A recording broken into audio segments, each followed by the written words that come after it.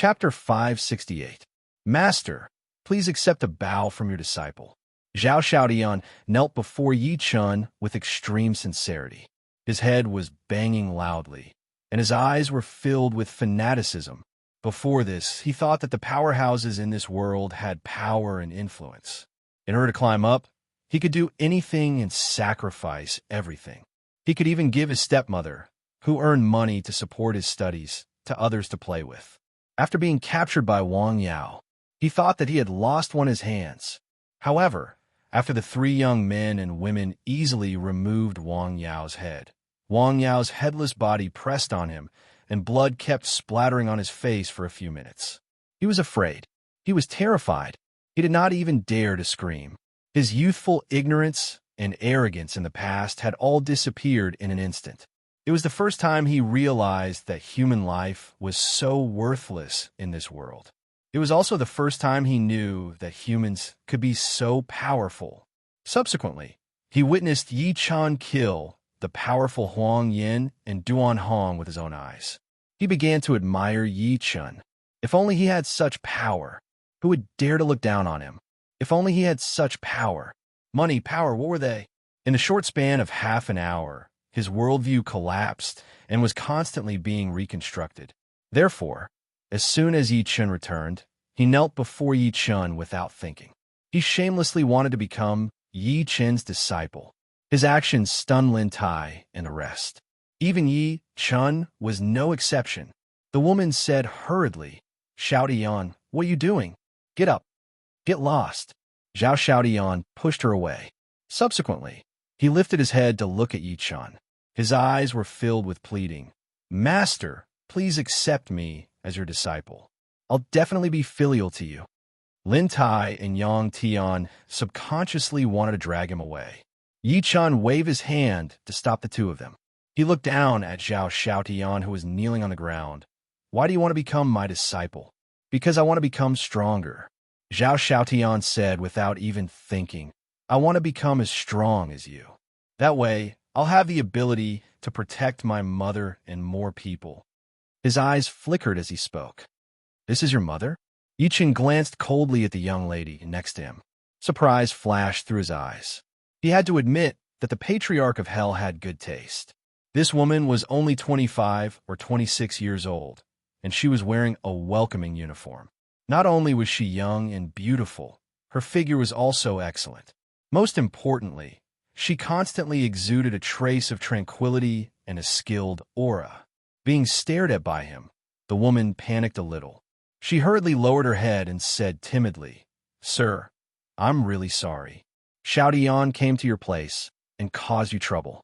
Your name is Mu Tong?" Yi Chun smiled lightly. The woman was shocked. "You? How did you know?" Yi Chun pointed at the work pass on her chest. There happened to be a photo, name, position, and other information on it. It was likely that after hearing that something had happened to Zhao Xiaodian, she did not even go to work and ran over. In fact, Yi Chun had heard the name Mu Tong from the patriarch of hell. The woman looked down and immediately felt a little embarrassed. What the two of them did not notice was that the moment Yi Chun looked at Mu Tong, a hint of disdain and hatred flashed through the eyes of Zhao Xiaodian, who was kneeling on the ground. Seemingly noticing Mu Tong's nervousness, Yi Chun smiled lightly. "Don't be nervous. This has nothing to do with your son today. Bring him back." "Thank you, sir." "Thank you."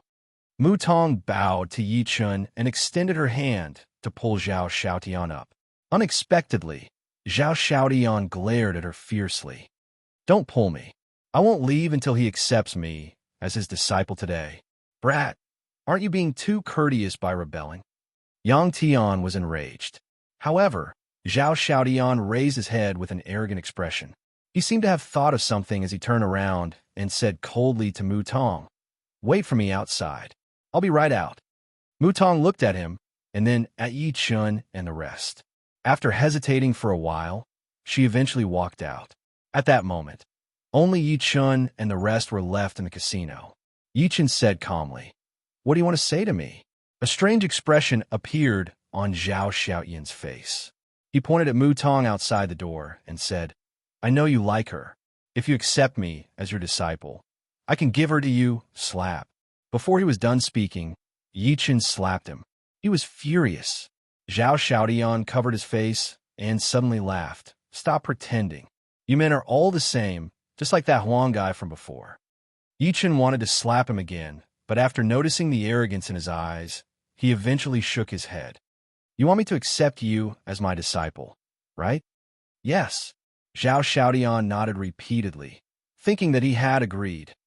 Not just anyone could be my disciple. Yi Chen chuckled softly and said, It's very simple if you want to be my disciple. Go back and study hard. Be filial to your mother. You should be in your 3rd year of high school soon, right? I'll give you a year. If you perform well within a year and get into university, I'll accept you as my disciple. A year? Zhao Xiaodian was a little unwilling. However, he eventually nodded after noticing Yi Chen's gaze. All right, a year it is. If I get into university within a year, you have to accept me as your disciple. You can't go back on your word. With that, he stood up and walked out. Getting into university is only one of them. You also have to be filial to your mother. Don't cause trouble for me during this period. Yi Chen reminded him. After he left, Yang Tian walked over and said with a frown, Old Yi, are you really going to accept such a person as your disciple? Lin Tai wanted to say something, but hesitated. Logically speaking, they should not interfere with who Yi Chen accepted as his disciple. However, Zhao Xiaoyan's character was detestable. Accept him as my disciple? Yi Chen shook his head lightly as his eyes flickered. I'm only giving him hope. I wanted to stop for a while. If he did not do that, he was worried that with his brat's troublemaking personality, he would be killed before the Patriarch of Hell came out of closed-door cultivation. The Patriarch would definitely fight him to the death. Yang Tian came to a realization and could not help but give him a thumbs up. Old Yi, you're smart. That's true. With your words, I can guarantee that this brat will restrain himself a lot. It'll save Atai a lot of trouble. Yi Chen reminded, I'll say it again. You guys must be more careful and protect the mother and son. Don't let them know. If nothing goes wrong, when the Patriarch comes out of closed-door cultivation, he can possess them. My lord, what happened to the person who ran away? Lin Tai asked. He's dead. Yi Chen smiled lightly. Although he said it calmly, it shocked Lin Tai and Yang Tian. Yang Tian hesitated and said, These 3 people have extraordinary backgrounds. I think they're called Shang Santian. Old Yi, are we in big trouble? Chapter 569. Lin Tai could not help but look at Yi Chen subconsciously when he heard that. Yang Tian's worries were exactly what he was worried about. Huang Yin, Duan Hong, and the other 2 were too powerful. The 3 of them could almost crush them. If they're already like that, let alone Shang Santian behind them. Yi Chen chuckled softly, facing Yang Tian's worry. Are you afraid? Of course I'm afraid. Yang Tian glared at him angrily and said in a deep voice, I'm afraid, but we'll fight wherever you point us to. We don't care if it's a flood. Right? Atai. As he said that, he punched Lin Tai's chest. Can you not call me Atai? Lin Tai coughed violently, feeling a little speechless. It was because the Gu family had a poodle that could lie down and pee. Coincidentally, it was also called Atai. He looked at Yi Chen after a pause and said, My life was given to me by my lord, and my abilities are also given to me by my lord. As long as my lord doesn't mind my low abilities. So what if it's Shang Santian? Even if I die, I'll break all of his teeth. Good job, Atai. Lin Tai was speechless. The so-called Shang Santian can be understood as a world that transcends the secular world. They've been exposed to cultivation since they were born and have countless cultivation resources. They know how to increase the vital energy and blood of the human body and maximize the potential of the human body. Yi Chen smiled lightly and proceeded to ask, Actually, Duan Hong and the other 2 aren't much stronger than you guys, but you guys were almost crushed. Do you know why? Why? Both of them asked in unison. Firstly, it's the control of power. Yi Chen explained, they know where to focus their strength when they punch. They also know how to unleash all the vital energy and blood in their bodies to intimidate their opponents. They even know how to use movement techniques. Yang Tian and Lin Tai looked like they did not quite understand. Yi Chen paused for a moment and said, Secondly, its combat experience. The outside world is too peaceful after all. As a result, your understanding of cultivation is limited to the theory of cultivation methods. You don't know how to use it better. That's right. Lin Tai came to a realization. Although we have strength, we don't know how to use it. We only know how to fight others with brute force. Old Yi, is there a solution? Yang Tian asked. Yes. Yi Chen nodded lightly. Follow me somewhere later. Over an hour later, Yi Chun led Lin Tai and Yang Tian to the Dragon Soul's headquarters. As soon as they arrived, they saw many Dragon Soul members rushing back, covered in blood. As for Niu Qingshan, the Dragon King, he came with injuries. Yi Chun frowned. What happened? Look at this first. Niu Qingshan handed over an ipad. Yi Chen clicked it open and realized it was a video. Moreover, it was a battle video. One of them was being suppressed by his opponent. He could not help but say when he saw the person in the video, the number 2 on the heaven leaderboard, Yang Junlin, not bad. Niu Qingshan took out his pipe and started smoking. Isn't it surprising that the second on the heavenly list is being suppressed by someone without any ability to retaliate? Is it funny? Yi Chen took another look at Yang Junlin's opponent in the video and realized that it was a lady in her early 20s. He frowned and said, if I'm not mistaken, this lady is from Shang Santian. Looks like you've come into contact with them too. Niu Qingshan was a little surprised. Subsequently, he puffed out a smoke ring and said, it's not just Yang Junlin. Everyone in the top 10 on the heaven leaderboard has been defeated. Many people outside the top 10 have been killed. These people have been quiet for decades, but they can't take it anymore. Niu Qingshan sneered. The first thing these people did when they left the mountain was to rob money, rob women, kill people, and rob people. Such actions are no different from animals. How dare they live in Shang Santian? How ridiculous! What does this have to do with your injuries? Could it be that a martial venerable has come into the world? Yi Chen's expression slowly turned grim. If a martial venerable had come into the world, things would indeed be troublesome. No. Niu Qingshan shook his head and said, in fact, the situation today is exactly the same as 50 years ago. The difference is that the previous Dragon King brought his men to Kunlun 50 years ago and blocked the entrance of Kunlun. He killed anyone from Shang Santian who came into the world. That's insane. Yang Tian, who was at the side, was shocked. He brought his men to block the exit and kill them. Such an action was beyond overbearing. It's indeed insane. Niu Qingshan chuckled. 50 years ago, the previous Dragon King killed them until they became obedient. Therefore, I, the current Dragon King, could not help but bring my men to Kunlun. And you fail to act cool? Yang Tian could not help but ask. Lin Tai coughed immediately. Do you have to be so direct? The person before you is the Dragon King of Dragon Soul. He can kill you with a single slap. You're interesting, kid. Niu Qingshan glanced at him calmly. He was not angry. Instead, he said, it's not that I failed to act cool. My junior brother brought his men to stop me.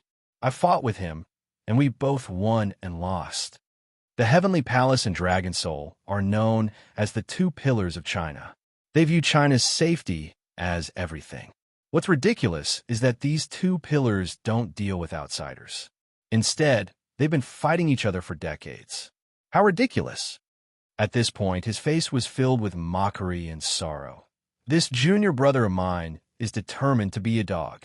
Yi Chen was silent. Niu Qingshan suddenly looked at him. Brat, my old bones can't take it anymore. Perhaps I'm not used to fighting and killing. Or do you young people have the drive and courage? Do you want to take over my position as the Dragon King? Before Yi Chen could speak, he said again, don't reject me just yet. If you agree to be the Dragon King, the 800 Dragon Souls will be under your command. Your family and loved ones will be protected 24 hours a day. No need. Yi Chen declined politely while smiling. I'm here today to let your Dragon Soul train these 2 subordinates of mine for a while. Just these 2 brats? Niu Qingshan took a good look at Yang Tian and Lin Tai and said in surprise, these 2 brats are quite capable. What else do you want to train them with? Kill. Yi Chen said slowly, train them to kill people, ancient martial artists. How about this? Many people from Shang Santian have come to the secular world. Your dragon soul can't kill all of them, so I'll let you sharpen these two sabers. Don't worry, I won't blame you if they're killed. Lin Tai and Yang Tian's expressions changed upon hearing that, asking them to kill people from Shang Santian. That's a good idea. Niu Qingshan's eyes lit up immediately. He stood up and circled around Lin Tai and Yang Tian. Just when the two of them thought that this old man had some special hobby, they heard him say, "How about this? The two of you will be under Liang for now." Yang Tian coughed violently a few times. "Old Yi, shouldn't we discuss this again?" "What's there to discuss?" Niu Qingshan said with a smile. "Don't worry. If you die, you'll be made a martyr. Your family will also be made a martyr. It's decided. Report here in 3 days. P.S. There's still one more chapter. I'm writing it now." Chapter 570. In the training room of the Dragon Soul headquarters, Yi Chun and Niu Qingshan sat opposite each other. Niu Qingshan took a good look at Yi Chun. His expression was rather serious. "I received news that the Heavenly Palace has been looking for 2 people recently. One of them is the little girl you asked me to look for last time." "Qian?" Yi Chun's expression froze slightly. "That's right." Niu Qingshan nodded and said, "It's that little girl called Qian. Apart from her, the other person is a lunatic. That's why I asked the others to leave and told you about this alone. Why is the Heavenly Palace looking for these 2 people?" Yi Chun frowned. "Why else?" Niu Qingshan smirked coldly. "That junior brother of mine wants to be Shang Santian's dog. Obviously, he received orders from Shang Santian. In other words, Shang Santian is looking for these 2 people." He paused for a moment and lowered his voice. "The little girl beside you isn't simple. I've secretly investigated. That little girl appeared once 50 years ago." Yi Chun nodded secretly. Qian's background was rather mysterious, and her body was rather special. Especially after meeting Shi Qianhan once, he realized that Qian was not as simple as she looked. After all, a little girl had appeared once 50 years ago. Why did her body not show any signs of growing up after 50 years? Moreover, she often forgot some things of the past. Niu Qingshan continued. 50 years ago, the ghost ship appeared. Countless powerhouses stepped onto the ghost ship, but only 2 people walked out alive. The others were left on the ghost ship forever. No one knows if they're dead or alive. He took a good look at Yi Chun. "The 2 people who came out alive are the people the Heavenly Palace is looking for. Are you saying that Qian walked out of the ghost ship alive?" Yi Chun's expression froze. He was shocked. Even though he and the Patriarch of Hell had all sorts of guesses about Qian's identity, they did not expect a 5-year-old girl like Qian to be related to the ghost ship. "Yes, it's her." Niu Qingshan nodded and said, "The people who stayed outside at that time didn't know what was on the ghost ship, nor did they know what had happened. They only knew that their own people didn't leave the ship. So, all the powers wanted to capture the 2 of them and investigate the secrets within. Because of this, a great battle broke out between the various forces, and countless experts fell. When everyone unanimously decided to capture the 2 first before distributing them, one of the 2 old men exploded on the spot. When he spoke up to hear, he couldn't help but gasp. In the eyes of all the powerhouses, the old man and the little girl were no different than fish on the chopping block, and they were at the mercy of anyone. Never had they imagined that the old man would lead the little girl into the midst of so many powerhouses, and no one could stop him. At that time, almost all the powerhouses from Shang Santian who entered the world were killed by him alone. There were no less than 3 martial venerables who died, and there were countless other powerhouses. Yi Chun said in a deep voice, "What happened after that?" Later on, when Shang Santian sent out powerhouses again, they realized that the old man and the young girl had disappeared. It was as if they had evaporated from the world. The people from Shang Santian tried everything they could, but they couldn't find them. Coupled with the powerhouses from China, they retreated unwillingly. Niu Qingshan shook his head slightly and said, "Later on, some people said that the old man and the young girl were ghosts and devils that walked out of the ghost ship. Some people also said that they were the resurrection of the powerhouses who died on the ghost ship. After 50 years, everyone has almost forgotten about it. Yi Chen's expression changed slightly as he secretly digested the information. Yi, when everyone had almost forgotten about it, this little girl appeared again. Moreover, she has a certain connection with you. Niu Qingshan raised his eyes and stared at him. That's why you have a time bomb by your side. Once her whereabouts are exposed, you'll become the target of everyone. You'll have to face the entire Shang Santian. So you want to persuade me not to take her in? Or should I just hand her over to Shang Santian? Yi Chen said. That's right. Niu Qingshan nodded and said, strictly speaking, this little girl has nothing to do with you. There's no need to hand her over to Shang Santian, but you can let her go and let her fend for herself. You already have such strength at such a young age. It's enough to show that you're extraordinarily talented. If you're given some time, it's not impossible for you to grow to the point where Shang Santian will respect you. However, there's no time. He sighed softly. The ghost ship is about to appear. It's inevitable that Shang Santian will enter the world. If you fall into the crosshairs of everyone, even I won't be able to protect you. Thank you for your kind intentions. Yi Chen's eyes flickered a few times. Subsequently, he said, your suggestion isn't bad. Unfortunately, I've already promised someone to take care of Qianqian on his behalf. Yi Chen, never make promises easily in my life, but once I do, I'll definitely keep my promise. It was the agreement between him and Shi Qianhan. He would take care of Qianqian for a month. Meanwhile, Shi Qianhan would help him find out Wu Shuang's whereabouts. A gentleman's word could not be taken back. Moreover, even without this agreement, Yi Chen could not abandon Qianqian after taking her in, because he was afraid of Shang Santian, because he would never forget it. The little girl who was wearing tattered clothes and tattered shoes, walking on the street with her head lowered. She was so hungry that she timidly reached out to the passers-by for food. The little girl felt inferior. She did not dare to look at the passers-by, afraid that she would be beaten and scolded. The timid gaze hidden in her chest was too sad. What about Shang Santian? Niu Qingshan sighed. So what if Shang Santian finds out? Yi Chen stood up slowly and walked to the door. He said firmly, if Shang Santian dares to touch my people, I'll kill 10, 100, or 1,000 of them. I'll kill them until they tremble and surrender. Perhaps you're right. Niu Qingshan watched him leave, and a trace of old age appeared on his face. I'm old. Looks like I'm really old. If I had a trace of your courage, China wouldn't be like this.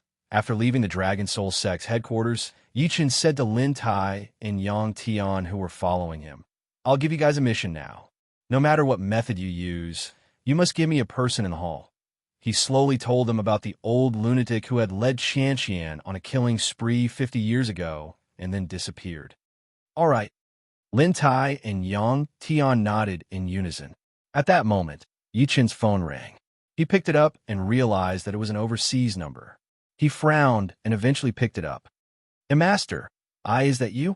A slightly agitated voice came from the phone. Yi Chen could not help but stop walking. Chiba Yoshiko. Master, it's me. Chiba Yoshiko immediately burst into tears. Master, I found out what you wanted me to find out, but I've also been discovered by my family. They want to kill me on the charge of treason. Master, save me. Chapter 571. Yi Chen was surprised by Chiba Yoshiko's call. Yi Chen treated Chiba Yoshiko as a chess piece planted in Japan. From the beginning, Yi Chen did not have any hope for her. Never did he expect that things would turn out well. Therefore, Yi Chen could not help but ask after receiving her call, have you found out about the foreign fragment that I asked you to look into? The foreign fragment was the Night Demon's fragment. Until now, he had more than 10 fragments in his hands. However, the largest fragment with the Night Demon's consciousness was still wandering outside. Why, yes, Chiba Yoshiko said intermittently. I've collected more than 20 of them. The largest one is in Japan now. Yi Chen's eyes shone brightly when he heard that. 5 days ago, I found out about its whereabouts and secretly arranged for people to snatch it. I didn't expect the operation to fail, causing the matter to be exposed. Chiba Yoshiko said in a trembling voice, "At the same time, my family noticed me. If not for Master Miyamoto's help, I'm afraid I would have fallen into my family's hands." "Where are you now?" Yi-chan asked immediately. "I'm on an island near Kyushu Island now. I'll send you the detailed address later." "Master, why you have to be quick? The family has recently used their power to search for me." "All right, wait for me. I'll be there soon." After hanging up the phone, Yi-chan lifted his eyes and looked northeast. His gaze shot straight into the sky, and he could not hide the excitement inside of him. "Night Demon, wait for me. I'll save you soon."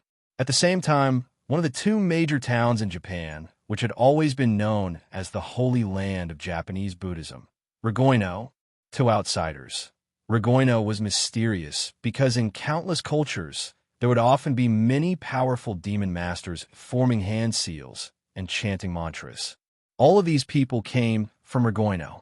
There were more than 100 temples on Mount Koya where ancient trees towered into the sky. Mount Koya, which had always been solemn in the past, sounded endless bells and sutras. All the temples were brightly lit. Countless monks in white kasayas sat cross-legged on prayer mats with their eyes closed. Their expressions were solemn as they chanted. Inside the largest temple in the city, the three old monks sat on the ground around a ball of black flowing light with solemn faces. They formed a big madra and chanted lotus flowers from their mouths. Their chanting was as loud as thunder. A white lotus tightly wrapped around the ball of black light. However, if one looked closely, they would find that the white lotus was sometimes expanding and sometimes shrinking, as if something was struggling inside. "Damned Baldies, you want to forcefully enlighten me with your measly cultivation? Aren't you looking down on your grandpa Night Demon?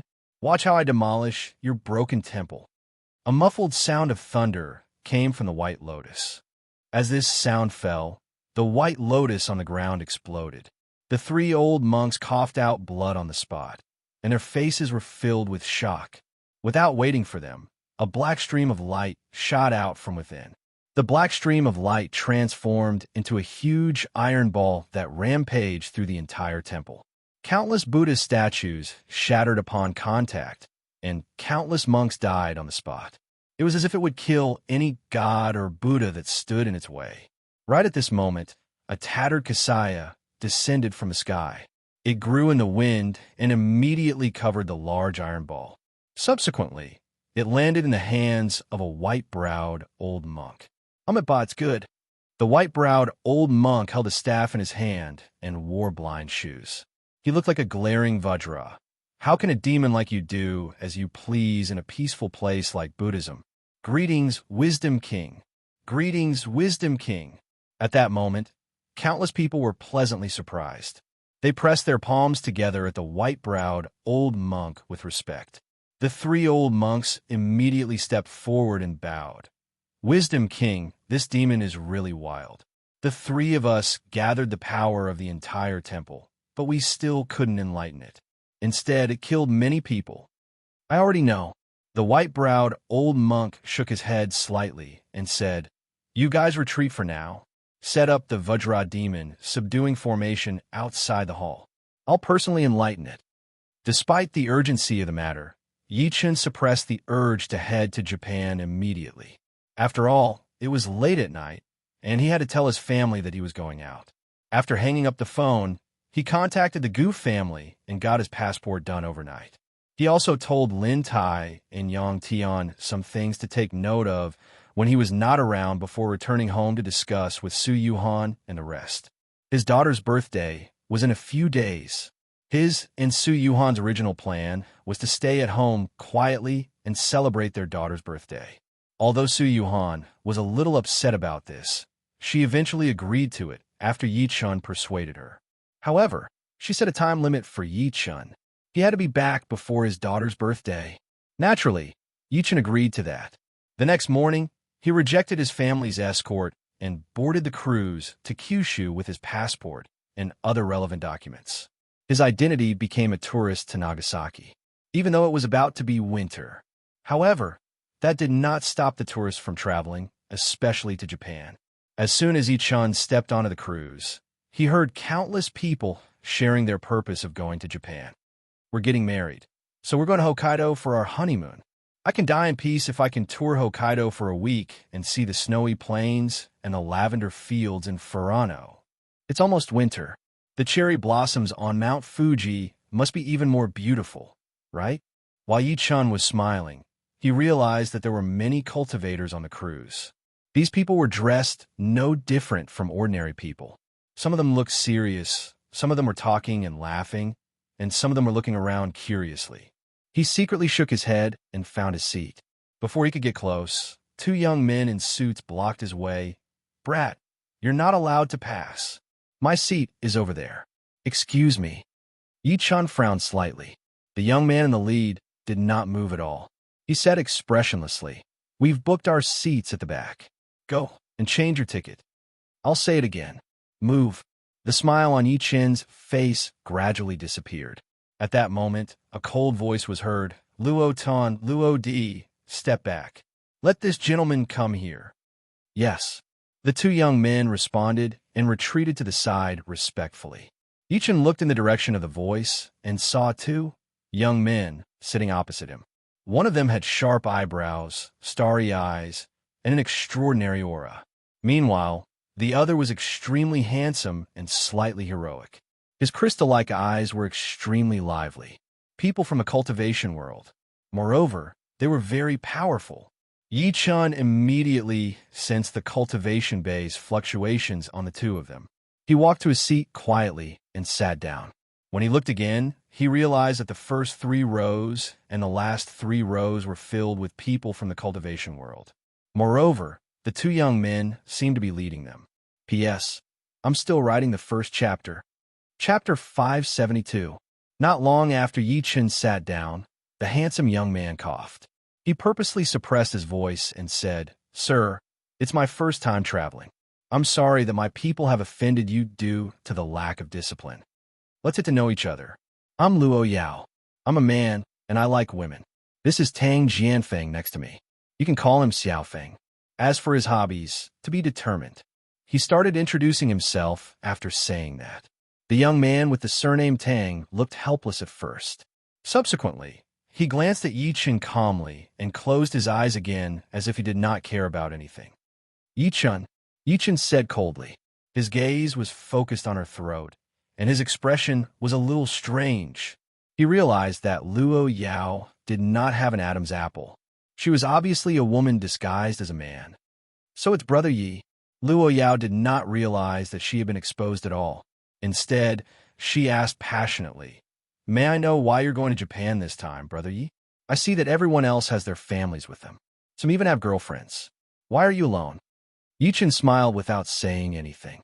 Seeing that he ignored her, a young man stood up and looked straight at Yi-chun. "What's with your attitude?" "My little..." Cough, cough, cough. Before he could finish, Luo Yao immediately coughed a few times. After secretly glaring at that person, she scolded with a straight face. "I already told you not to call me young master outside. How many times do I have to remind you?" That person shut up immediately. Yi-chun secretly laughed when he saw all of that. Subsequently, he shook his head and closed his eyes to rest.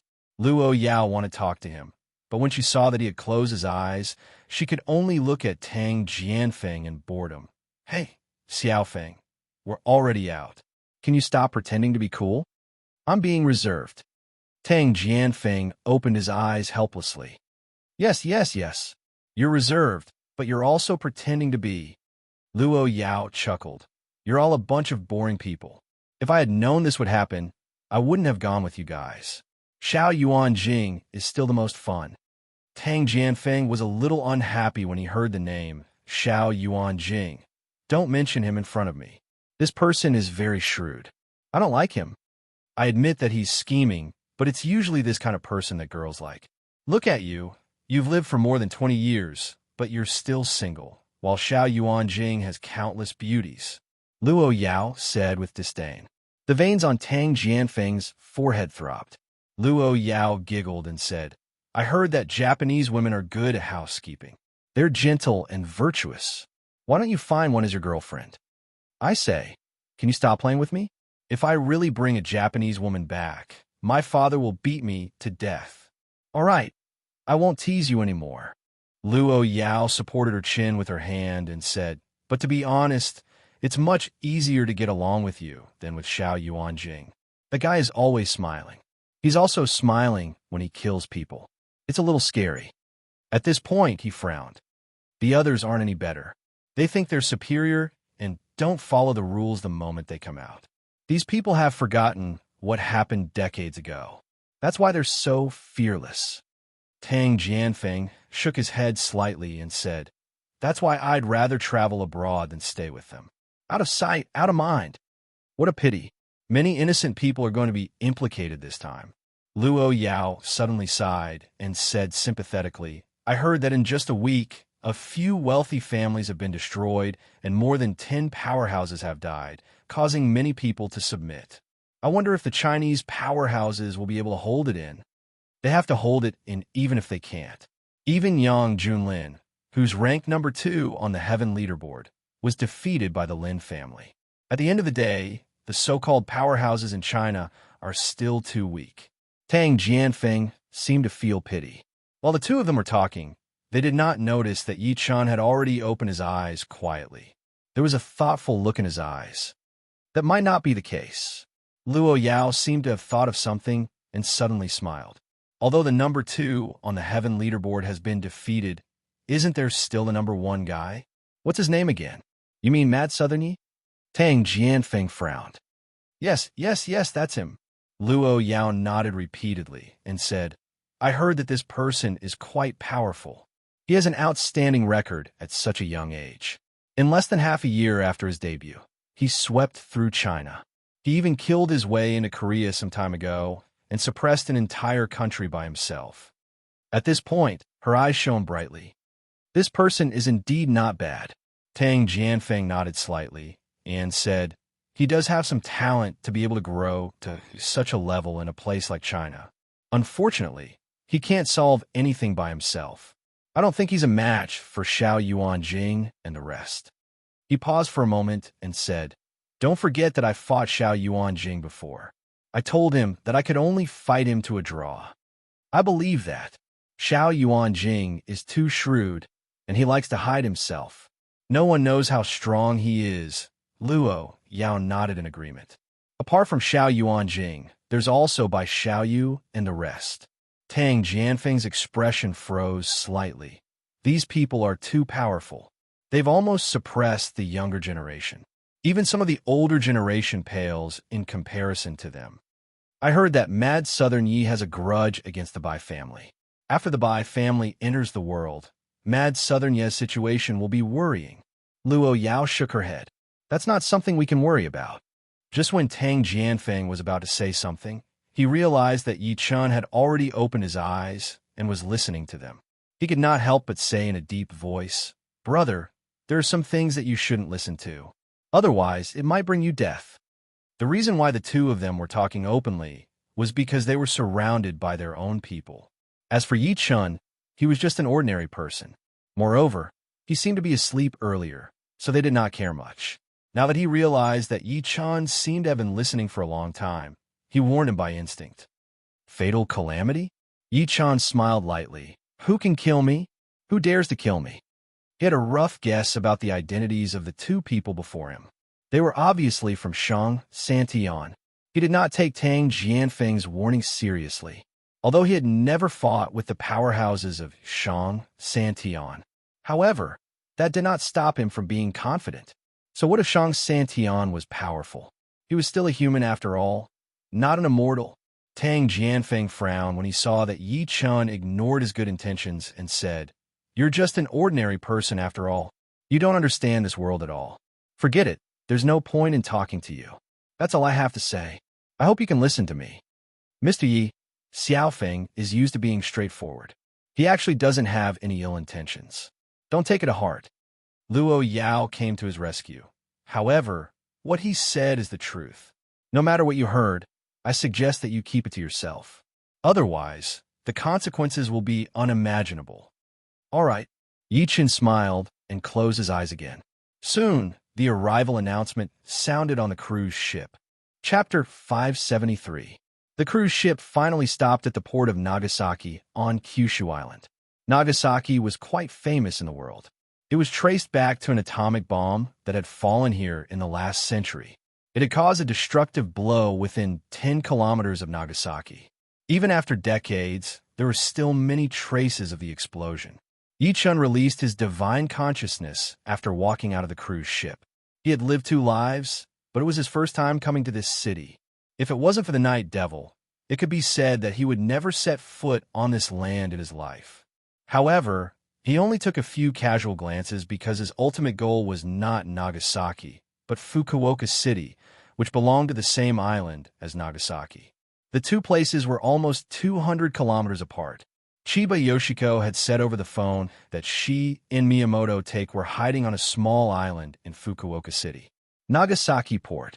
Luo Yao could not help but mutter after watching Yi-chun leave. This Mr. Yi is a little unusual. He didn't even greet us before he left. He's just an ordinary person. Why do you pay so much attention to him? Tang Jianfeng frowned and said. He was not jealous of Yi-chun. After all, to him, there were not many people in this world that he and Luo Yao paid special attention to, let alone Yi-chun, who was an ordinary person to him. The reason why they had interacted on the cruise ship was because they were in a good mood.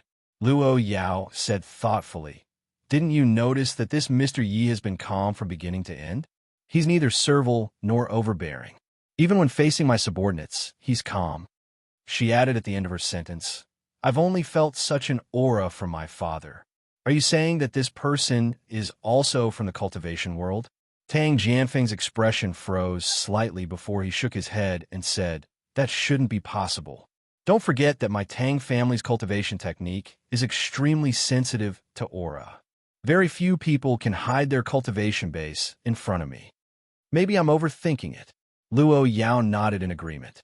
A cunning arc appeared in the depths of her eyes. "Do you think he found out that I'm a woman disguised as a man and was too embarrassed to talk to me because he was stunned by my beauty?" Tang Jianfeng looked helpless. "Let's go. Let's eat something first." Shika Island.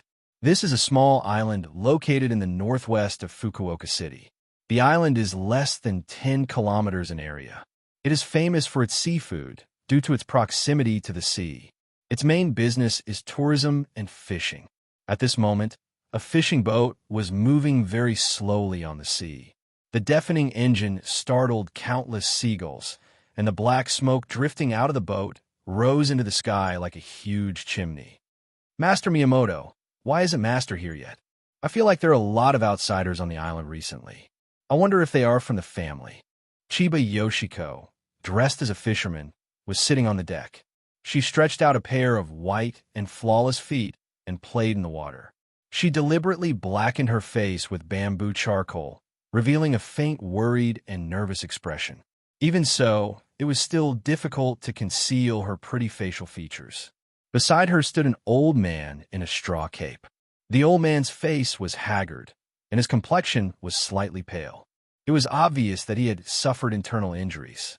If there were outsiders present, they would definitely be shocked to discover that the old man was Miyamoto Take, a swordsman who was famous in Japan and the successor of Sword Saint Miyamoto Musashi.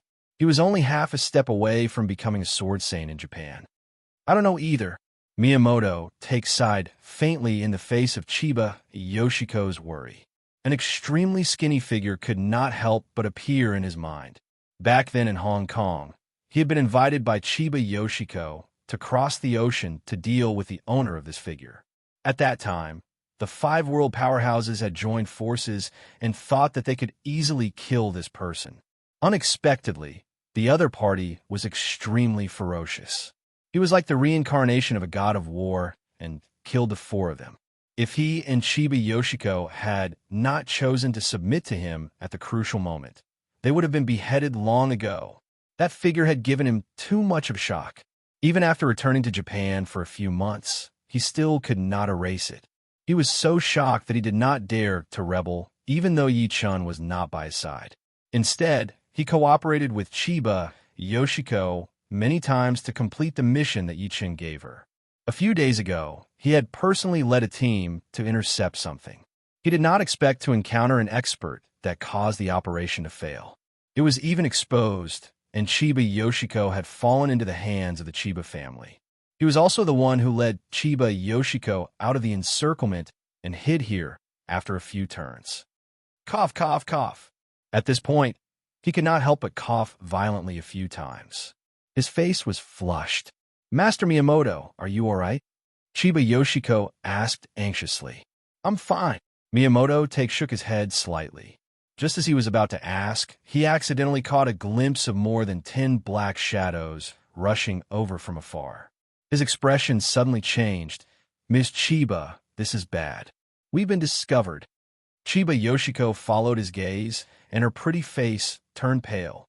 On the hazy surface of the sea, more than 10 black shadows rushed over like the autumn wind sweeping away fallen leaves. In the span of a few breaths, these people were less than 20 steps away from the fishing boat. They looked again.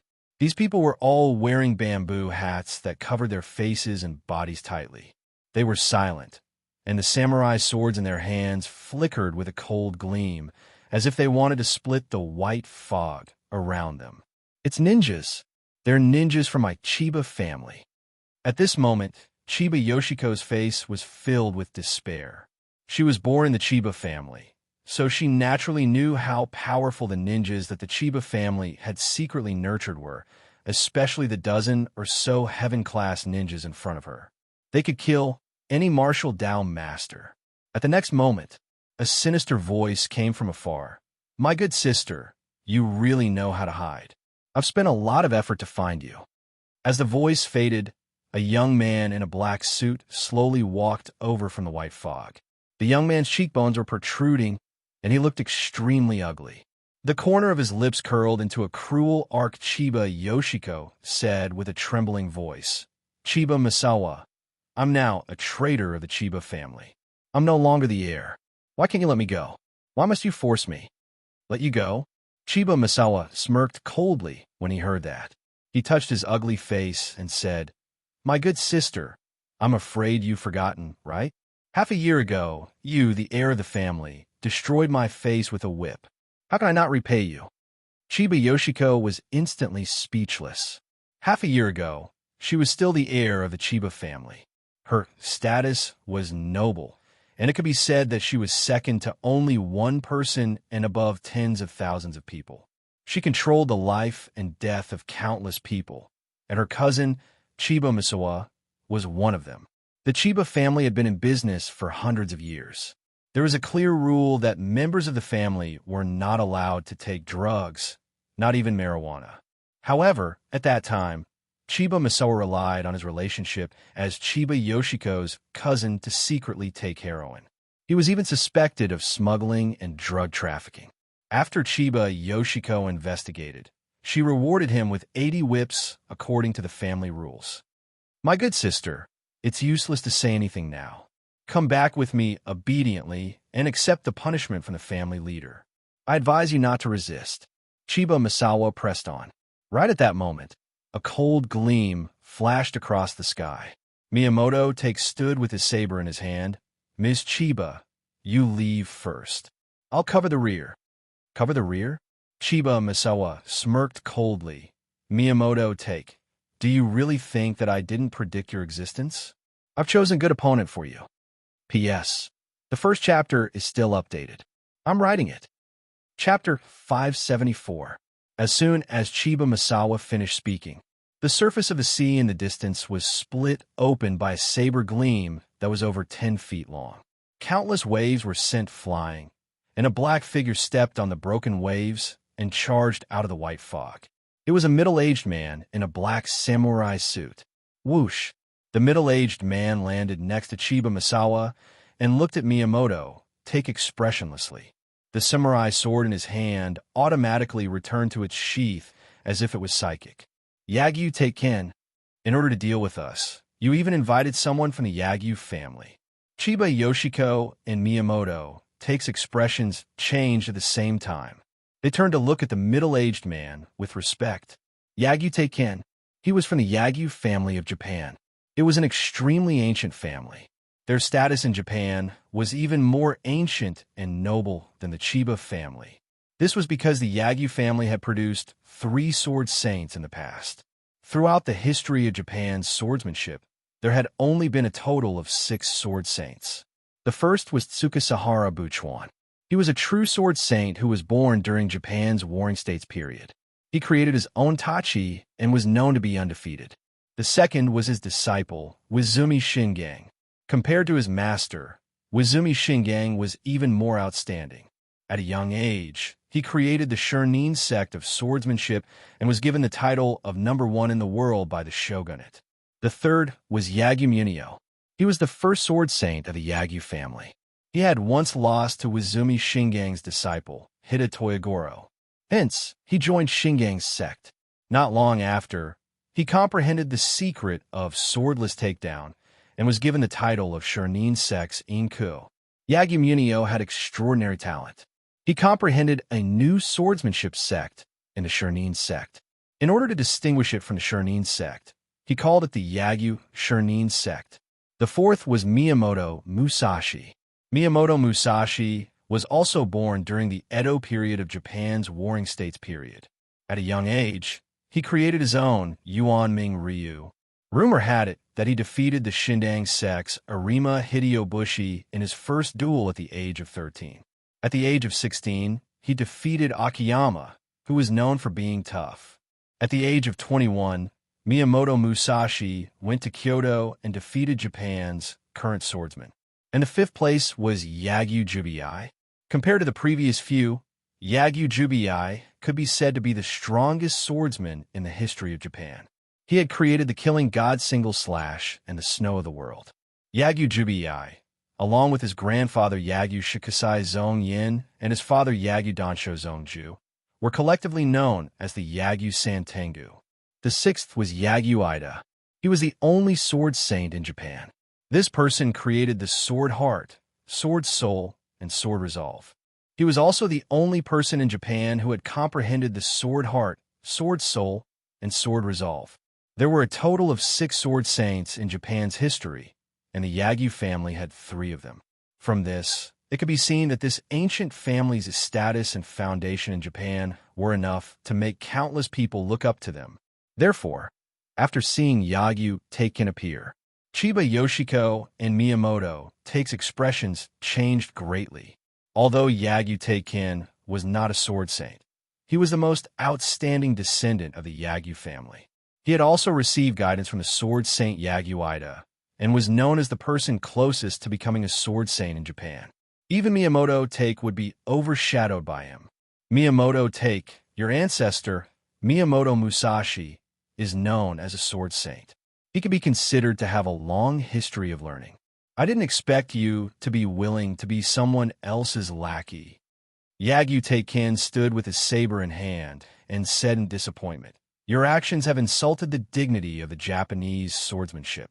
Today, I'll clean up the sect on behalf of the Japanese." Miss Chiba, looks like the 2 of us will have to die here today. Miyamoto Take sighed softly. His gaze swept past Chiba Misawa and the dozen or so ninjas from the Chiba family. He did not expect the Chiba family to make such a big fuss in order to capture them. Just the dozen or so heaven-class ninjas from the Chiba family were not something he could deal with, let alone Yagyu Teikin. Under such a heavy encirclement, unless he broke through to the Sword Saint stage, he would not be able to resist at all. However, it was not that easy to break through to the Sword Saint stage. Chiba Yoshiko's face was filled with despair when she heard that. At this point, not to mention the fact that Yi-chun had yet to appear, even if he did, the ninjas from the Chiba family would have to retreat when facing Yagyu Teikin. How could they save her? "My dear sister, do you know what despair is now?" Chiba Misawa laughed out loud and said, "Go, follow my family obediently. Don't worry, I won't kill you. And you, Master Miyamoto, if you're willing to submit to my Chiba family, I might spare your life." "Ha ha ha!" Miyamoto Take suddenly laughed out loud. "Chiba Misawa, not to mention you, even that old thing Chiba Izumi wouldn't dare to say that in front of me. Your Chiba family has only a history of over 100 years. The reason why you rose to power is because of the Hitamoto clan. However, my Miyamoto family has more than 500 years of history. When my ancestor, Miyamoto Musashi, ruled Japan, your Chiba family was just a lowly commoner. So you're asking for death? Chiba Misawa sneered. What's there to fear about life? What's there to enjoy about death? Miyamoto took a deep breath in. For a qualified swordsman, from the moment he leaves the house with his sword, he no longer cares about life and death, but conquering the world. At this point, he looked at Yagyu Teiken. Draw your sword, Yagyu Teiken. Everyone ranks my ancestor, Miyamoto Musashi, behind the three-sword saints of a Yagyu family. Everyone says that my Miyamoto family's Aiijutsu can't compare to your Yagyu family's Azura slash. I like to see it today. All right, I'll fulfill your wish. Yagyu Teiken's expression froze slightly. Then, he bowed to Miyamoto heavily. This was the most formal etiquette between swordsmen. At the next moment, both of them drew their swords at the same time. Waves surged, cold gleams swept through the sky, and the clouds dispersed. Miyamoto took a few steps back, and his hand that was holding the sword trembled slightly. If one took a closer look, they would notice traces of blood slowly dripping down the hilt of the sword to the deck. It was a shocking sight. You've lost. Yagyu Teiken slowly sheathed his sword. This was the case when experts exchanged blows. There was no great battle, and there was no sword and saber light. There was only the most powerful attack that they could unleash. Yes, I've lost. Miyamoto slowly closed his eyes, his expression bitter. Then he slowly raised his hand. The katana in his hand was extremely dazzling, and the tip of the katana was pointed at his abdomen. No, Master Miyamoto. Chiba Yoshiko burst into tears. It was rare for swordsmen to fight to the death on the spot. However, the outcome was very cruel. That was because the loser had to commit suicide to defend the dignity of swordsmanship. At this moment, there was a sudden clap of thunder in the sky, causing the entire sea to tremble a few times. At the next moment, countless solidified white mist swept over from afar. The white mist filled the sky, as if the sea had become boiling. At the same time, waves of sea waves surged over recklessly. Chiba Misawa was shocked. What's happening? There's someone in the distance. Yagyu Teiken stared at the end of the sea. Everyone followed his gaze and looked over. They only saw a thin figure wrapped in a monstrous wave surging towards them. P.S. Chapter 2. There's one more chapter. Chapter 575. The waves surged on the vast sea like the roar of a giant dragon. It was as if the entire sea had been flipped over. At that moment, everyone, including Yagyu Teiken and Chiba Misawa, stared blankly at the approaching waves. They were shocked. What's that? Chiba Misawa could not help but gulp. Was that a tsunami? It didn't seem like it, because even tsunamis did not have such power and commotion. Could Master be here? Chiba Yoshiko, who was already in despair, suddenly had such a thought. However, she immediately extinguished it, because the commotion in front of them was just too shocking. She did not think that a human could do that. There's someone on the waves. Yagyu Teiken, who had always been conceited and aloof, gasped and mumbled. Even when he defeated Miyamoto earlier, he did not have such a huge reaction. The waves were getting closer and closer.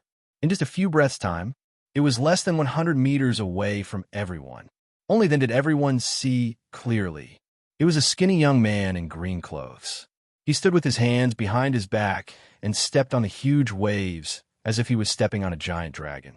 The 10-odd heaven-class ninjas that Chiba Misawa brought with him revealed vigilance and wariness in their eyes. They even had goosebumps all over their bodies. At that moment, the entire world was dead silent. Everyone stared blankly at the young man. When Chiba Yoshiko and Miyamoto saw the young man's appearance, they were stunned at first. Then, their bodies trembled violently, and disbelief appeared on their faces. For a moment, they forgot to speak. Who exactly is this person? Deep shock surged in Yagyu Teiken's eyes, making it difficult for him to breathe. It was as if the air had frozen. He thought that he was invincible in the entire Japanese cultivation world below the Sword Saint. However, when he saw that figure, he was as weak and fragile as a baby. Powerhouse. He was definitely a powerhouse. This person's aura was exactly the same as his grandfather's. He took a deep breath in and did not dare to think too much. He immediately took the initiative to welcome the young man who was walking on the waves. When he was less than 10 steps away from the young man, Yagyu Teikin bowed slightly and cupped his fists. I'm Yagyu Teikin from the Japanese Yagyu family. May I know who you are? Please forgive me for not welcoming you earlier. As soon as these words were spoken, Chiba Misawa and the others were stunned. After all, Yagyu Teikin was a member of the Yagyu family. Since when was there a need to be so respectful to outsiders in Japan? Chiba Misawa, why aren't you bringing your men over to greet the senior? This senior is someone like my grandfather.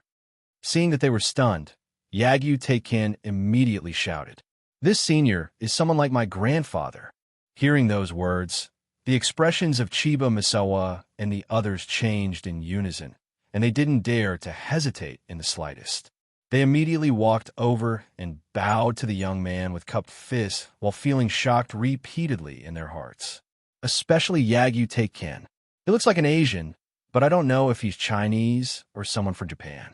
If he's from Japan, why haven't I seen him before? He had never heard his grandfather mention it. However, he did not dare to ask too many questions. This was because he knew that experts like these usually had strange temperaments. If they said something that they shouldn't say and crossed the other party's bottom line, the consequences would be unimaginable. While everyone was secretly trembling, Yichin lifted his head to look at Chiba Yoshiko, who was far away. He smiled lightly. Chiba Yoshiko, how have you been? As his voice fell, Chiba Misawa, Yagyu Teikin, and the rest were shocked. Senior, do you know someone from the Chiba family?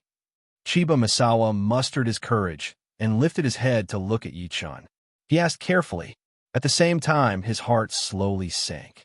If the powerhouse who suddenly appeared in front of them really knew Chiba Yoshiko, wouldn't it mean that they couldn't complete the family's mission? At this moment, a voice mixed with surprise and grievance sounded behind them. Master, you're finally here? Chiba Misawa immediately turned around and saw Chiba Yoshiko looking at the young man in front of her with excitement, as if she had seen her savior. Miyamoto Take, who was next to her, was not much better. Boom! Almost at that moment, a bolt out of the blue sounded in Chiba Misawa's mind. It was like a muffled thunder. And Master, he seemed to have thought of something immediately. He suddenly looked at Yi-chan with deep shock in his eyes. Why you are the Chinese? Chinese powerhouse behind this be *TCH. The Chiba family had roughly found out about Chiba Yoshiko secretly submitting to Yi-chan. However, they only knew that Yi-chan was a Chinese powerhouse who intended to get his hands on the foreign fragment. Even so, the Chiba family did not care at all. To them, there were powerhouses in China, and there were powerhouses in Japan as well. However, what they did not expect was, this Chinese powerhouse had personally descended to Japan to save Chiba Yoshiko. You're the one who's after Chiba Yoshiko? If I'm not wrong, you people should be from the Thousand Leaves family, right? Yichin lifted his hand and waved to disperse the waves. He landed on the water and walked toward Chiba Misawa's step by step with his hands behind his back. Kill him. Almost at that moment, Chiba Misawa's expression changed drastically several times, and he suddenly issued a kill order to the dozen or so ninjas behind him. At the next moment, the ninjas disappeared from where they were instantly. In the next breath, they appeared before Yi-chan. They had been raised by the Chiba family since they were young. It was not an exaggeration to describe them as death warriors. Even after knowing how terrifying Yi-chan was, they were still fearless. And at that moment, Chiba Misawa and Yagyu Teikin ran toward Chiba Yoshiko instead, as if they wanted to use this opportunity to capture her. How dare a firefly compete with the moon? Yichin shook his head lightly. He passed through the bodies of the ninjas and stood in front of Chiba Yoshiko. Chiba Misawa immediately looked like he had seen a ghost. As the entire process was too fast, he subconsciously turned around to take a look. The dozen or so heaven-class ninjas that he brought with him remained standing still. In the next second, they exploded into a cloud of blood mist. Yagyu Teikin was no exception. All the hair on his body stood on end. He was too powerful. Such a person was definitely one of the best in China. At the next moment, the two of them knelt before Yi Chen directly. There was deep fear on their faces. Spare me, senior, spare me. Before such a person, they had given up the thought of resisting. On the other hand, Chiba Yoshiko and Miyamoto seemed to have been petrified.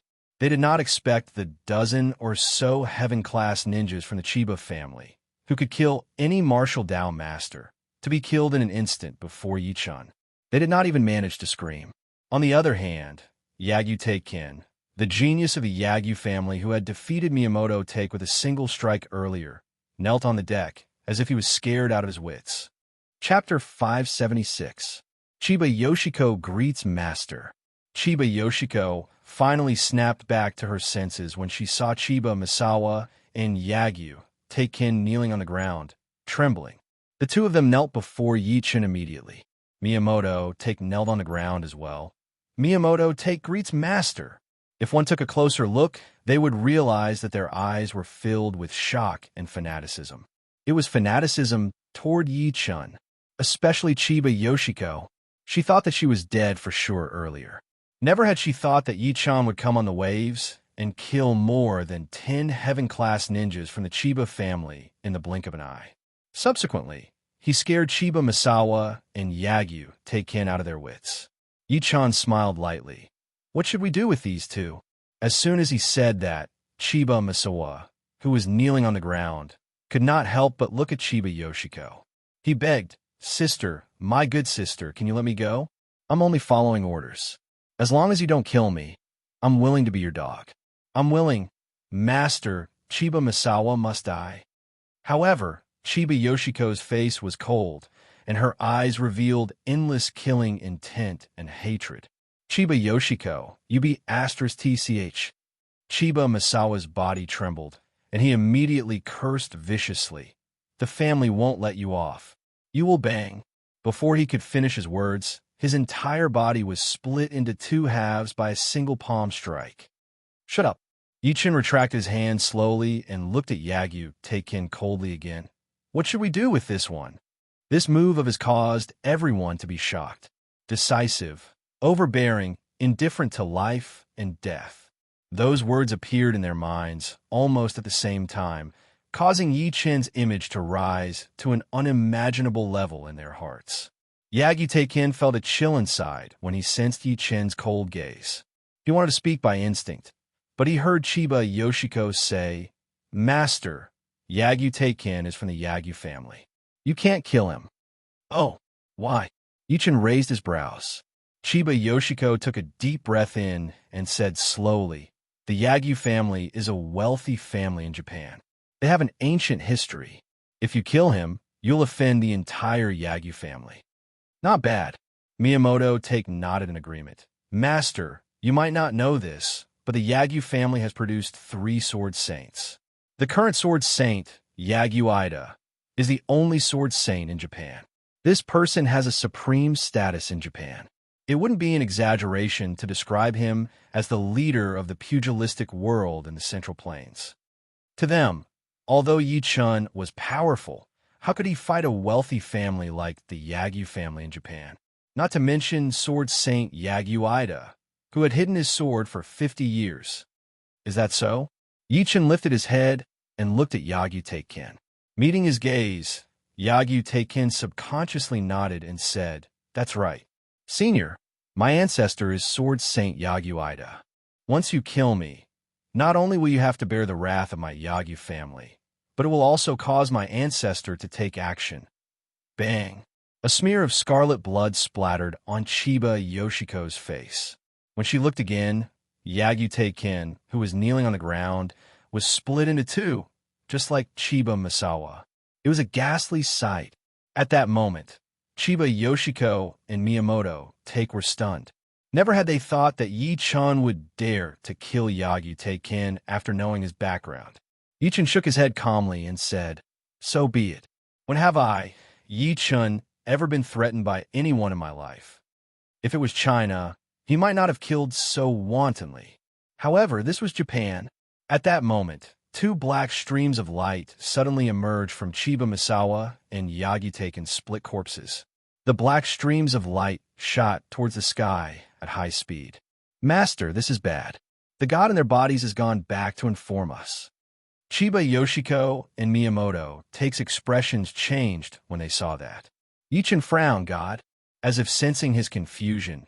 Chiba Yoshiko hurriedly explained, Master, you might not know this, but the Japanese cultivation world is mainly divided into two systems, the Sword Dao and the God Dao. The Sword Dao is the most primitive cultivation method, which is a swordsman like Master Miyamoto. At this point, she paused for a moment and continued, As for the Shinto sect, it's a system that focuses on incense to become a god and controlling spirit bodies to fight against enemies. The yin-yang masters of Japan are the embodiment of the Shinto sect, and the Shikigami refers to the spirit bodies that are under the orders of the yin-yang masters. Doesn't the Yagyu family practice the Sword Dao? Yichin said. To put it bluntly, this so-called God Dao was the art of raising ghosts and controlling ghosts. Theoretically, yes, Chiba Yoshiko said slowly. However, after so many years of development, the cultivation system of Japan has been subtly integrated. Many Sword Dao families have chosen to cooperate with the God Dao families. From what I know, the Yagyu family is backed by one of the four yin-yang master families, the Abe family, and the Chiba family is backed by one of the four yin-yang master families, the Hitamoto clan. Miyamoto said in a deep voice. Chiba Yoshiko took a deep breath in and said with a bitter smile, Master, that means you've offended the four super forces of Japan. To her, just the Chiba family alone was a colossus, let alone the other three forces. So what? Yichin stood with his hands behind his back. His gaze was as cold as a knife. I've come to Japan with my sword this time. Those who go against me will die. He was determined to get the night demon. For that, he did not hesitate to kill. After saying that, he looked at Chiba Yoshiko. Tell me the details of what I want you to find out. Chiba Yoshiko did not explain clearly on the phone earlier. This woman was indeed the former successor of the Chiba family. After knowing that she was in danger, she did not dare to reveal everything.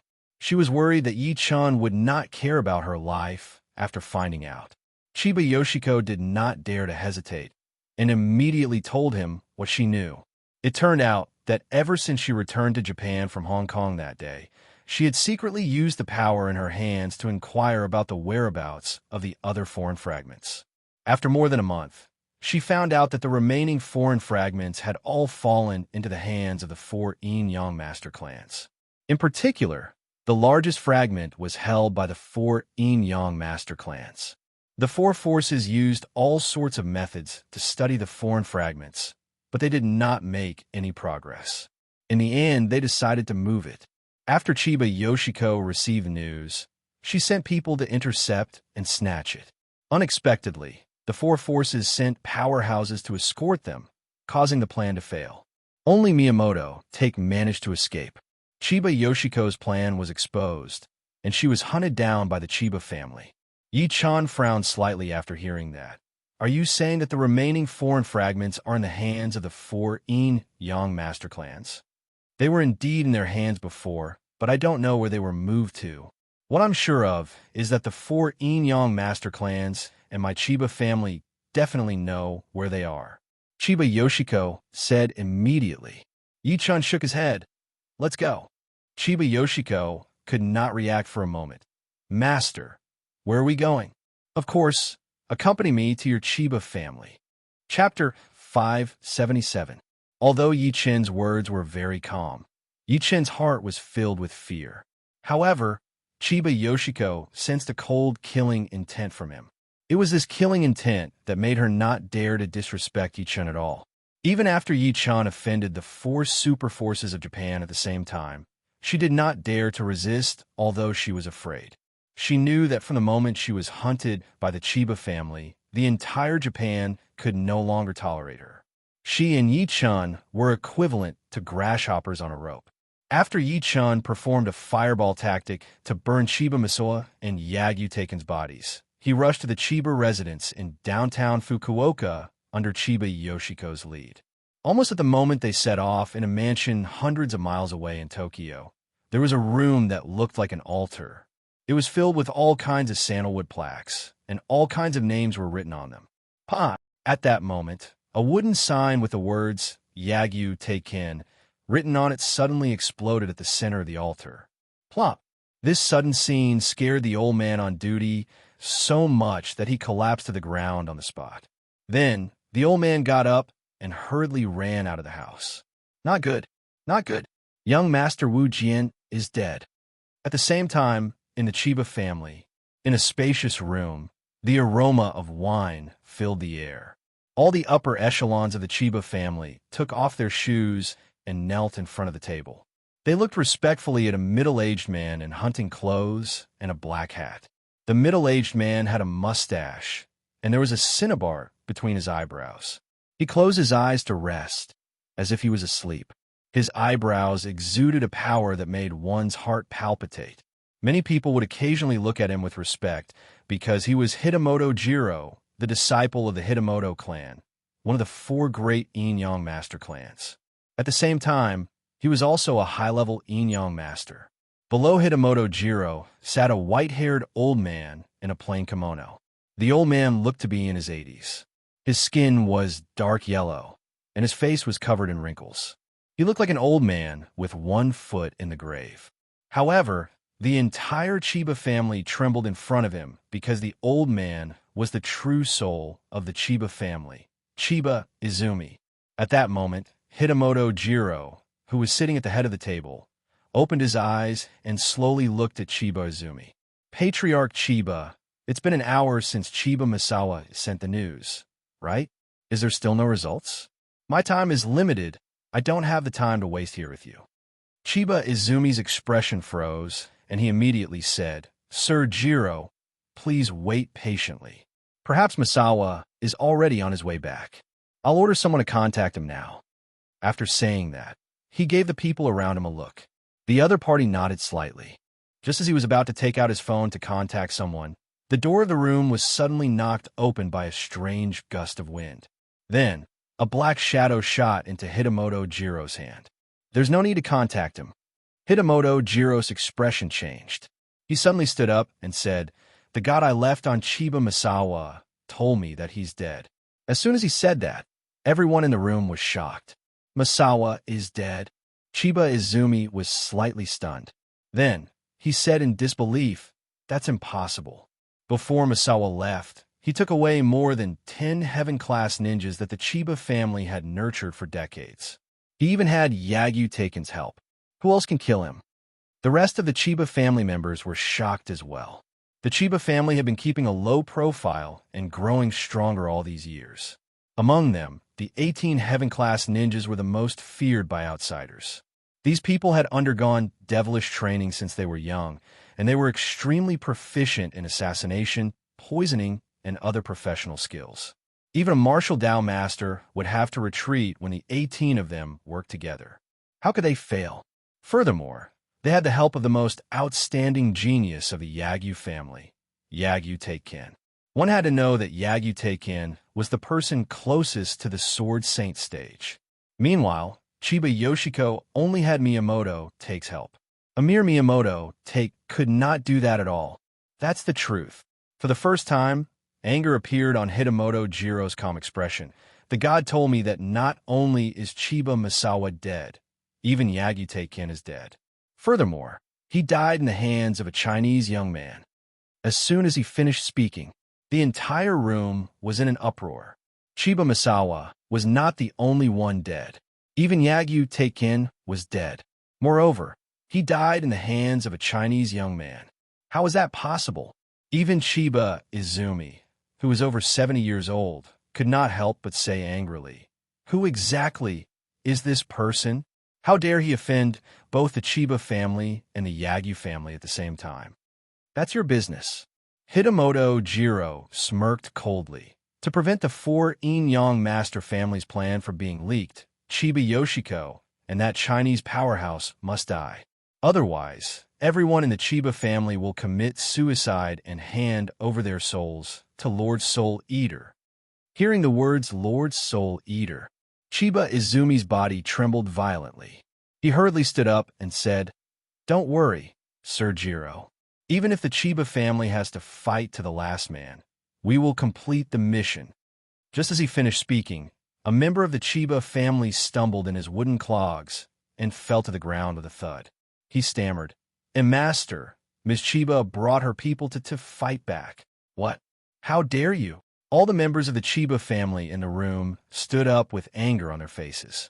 It was the first time in the 100 years that the Chiba family had been in Japan that someone dared to attack them. They were simply looking down on them. Hitamoto Jiro, on the other hand, drank a glass of wine calmly and said with a faint smile, "It's obvious that the Chinese powerhouse is here. That's good too." Chiba Izumi felt that he had never been angry in decades, but today he could not help but be angry.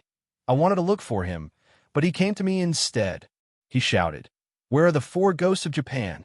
At the next moment, the space around him distorted, and then 4 black figures suddenly appeared behind him like ghosts. Every single one of them was dressed in black, from head to toe. There was no other color. As they appeared, the entire room fell silent. Even the smile on Hitamoto Jiro's face gradually darkened. He could not help but say, "Are these the real trump cards of the Chiba family? The 4 ghosts of Japan?" Rumor had it that there was an outstanding person in the Chiba family's ancestor. In order to pursue the legendary art of immortality, he created the theory of dismemberment. The so-called dismemberment was to separate a person's soul from the corpse and then build a temple to worship the soul, allowing the soul to enjoy incense for life and never be destroyed. This method was extremely cruel and painful. First, it was the pain of the soul being separated. After the soul was separated, it had to take the initiative to destroy its consciousness. The stronger the willpower of a person when they were alive, the more powerful their energy would be after dismemberment. Of course, the failure rate would also be higher. Back then, the ancestor of the Chiba family used hundreds of people as experiments, and only 4 people succeeded. These 4 people were called the 4 Ghosts of Japan. P.S. There's still one more chapter. I'm writing it now. I won't miss it. Chapter 578. Outside the Chiba family. At this moment, it was filled with a dense crowd. All of these people held weapons in their hands as they looked at the young man and woman in front of them with vigilance and hatred. Especially that ordinary-looking, skinny young man. It was this young man who had shocked them greatly. He had charged into the Chiba family alone, like a crazy demon. Countless elites of the Chiba family had been mobilized, but they were all killed by him alone. The ground was covered with blood and corpses. The air was filled with the pungent smell of blood. It proved that what they saw was not an illusion. As the young man took a step forward, the crowd let out a cry in unison and could not help but take a few steps back. Was this young man a demon? A demon that had returned from hell? When everyone retreated to the entrance of the Chiba family's villa and had nowhere to retreat to, a high-ranking member of the Chiba family could not help but say angrily, "Who exactly are you? Why did you help the evildoer kill the people of my Chiba family wantonly?" He looked at Yi-chan with fear and anger in his eyes. Those who died were the elites of the Chiba family. After this, the Chiba family might not be able to recover. Facing his accusation, Yi-chan stood with his hands behind his back and said extremely coldly, "I'm here to visit the Chiba family today. Please come out and meet me, master of the Chiba family." "Bastard," the upper echelon of the Chiba family said angrily, "you've killed so many people of my Chiba family, yet you still want to see the patriarch? You're just daydreaming." He could not help but look at Chiba Yoshiko behind Yi-chan as he spoke to this point. His eyes were filled with resentment. "Yoshiko, you traitor. Can you bear to watch this man kill your former clansman?" As his voice fell, the countless members of the Chiba family standing behind him looked at Chiba Yoshiko with their eyes wide open. If looks could kill, Chiba Yoshiko would have died countless times. "Fourth uncle," Chiba Yoshiko sneered, The reason why the Chiba family is in this state today is because the family abandoned me first. From the moment the family hunted me down, I was no longer a member of the Chiba family. You are no longer my clansmen or relatives, but enemies. Since they're enemies, what's there to talk about? After saying that, her eyes were filled with hatred. Besides, my good fourth uncle, don't keep talking about the family. Do you really think I don't know why the successors of the Chiba family before me mysteriously disappeared? You. The expression of the Chiba family's upper echelon changed. Chiba Yoshiko's face was filled with endless mockery. Grandfather announced his abdication 20 years ago, and the position of the Chiba family head has been vacant until now. During this period, there were several successors, but all of them disappeared. The reply given by the family was either a sudden death or a mission. Do you really think I'm so gullible? If I'm not mistaken, these people who disappeared did not die suddenly or went out to carry out a mission. Instead, they died. Furthermore, they were used by you as livestock sacrifices to pay homage to the high and mighty Lord Soul Eater. As soon as those words were spoken, countless people went into an uproar. They all looked at the upper echelon of the Chiba family in shock, their eyes filled with disbelief. They were also extremely curious about this matter. They did not expect Chiba Yoshiko to say such an incomparably cruel version. The expression of the upper echelon of the Chiba family changed drastically, and he denied, "No, she's lying. Don't believe her, don't believe her." This was the Chiba family's secret. The Chiba family recognized the Hitamoto clan as their master, so they naturally had to respect the god that the Hitamoto clan worshipped. That god's taste was extremely strange, and he liked the souls of virgins. Therefore, the Hitamoto clan had to choose a few virgins from their subordinates to sacrifice every year. It doesn't matter if I'm lying or not. Chiba Yoshiko could not help but sneer. Instead of being played by you like a monkey and deceived by you like an animal, why should I care about your feelings?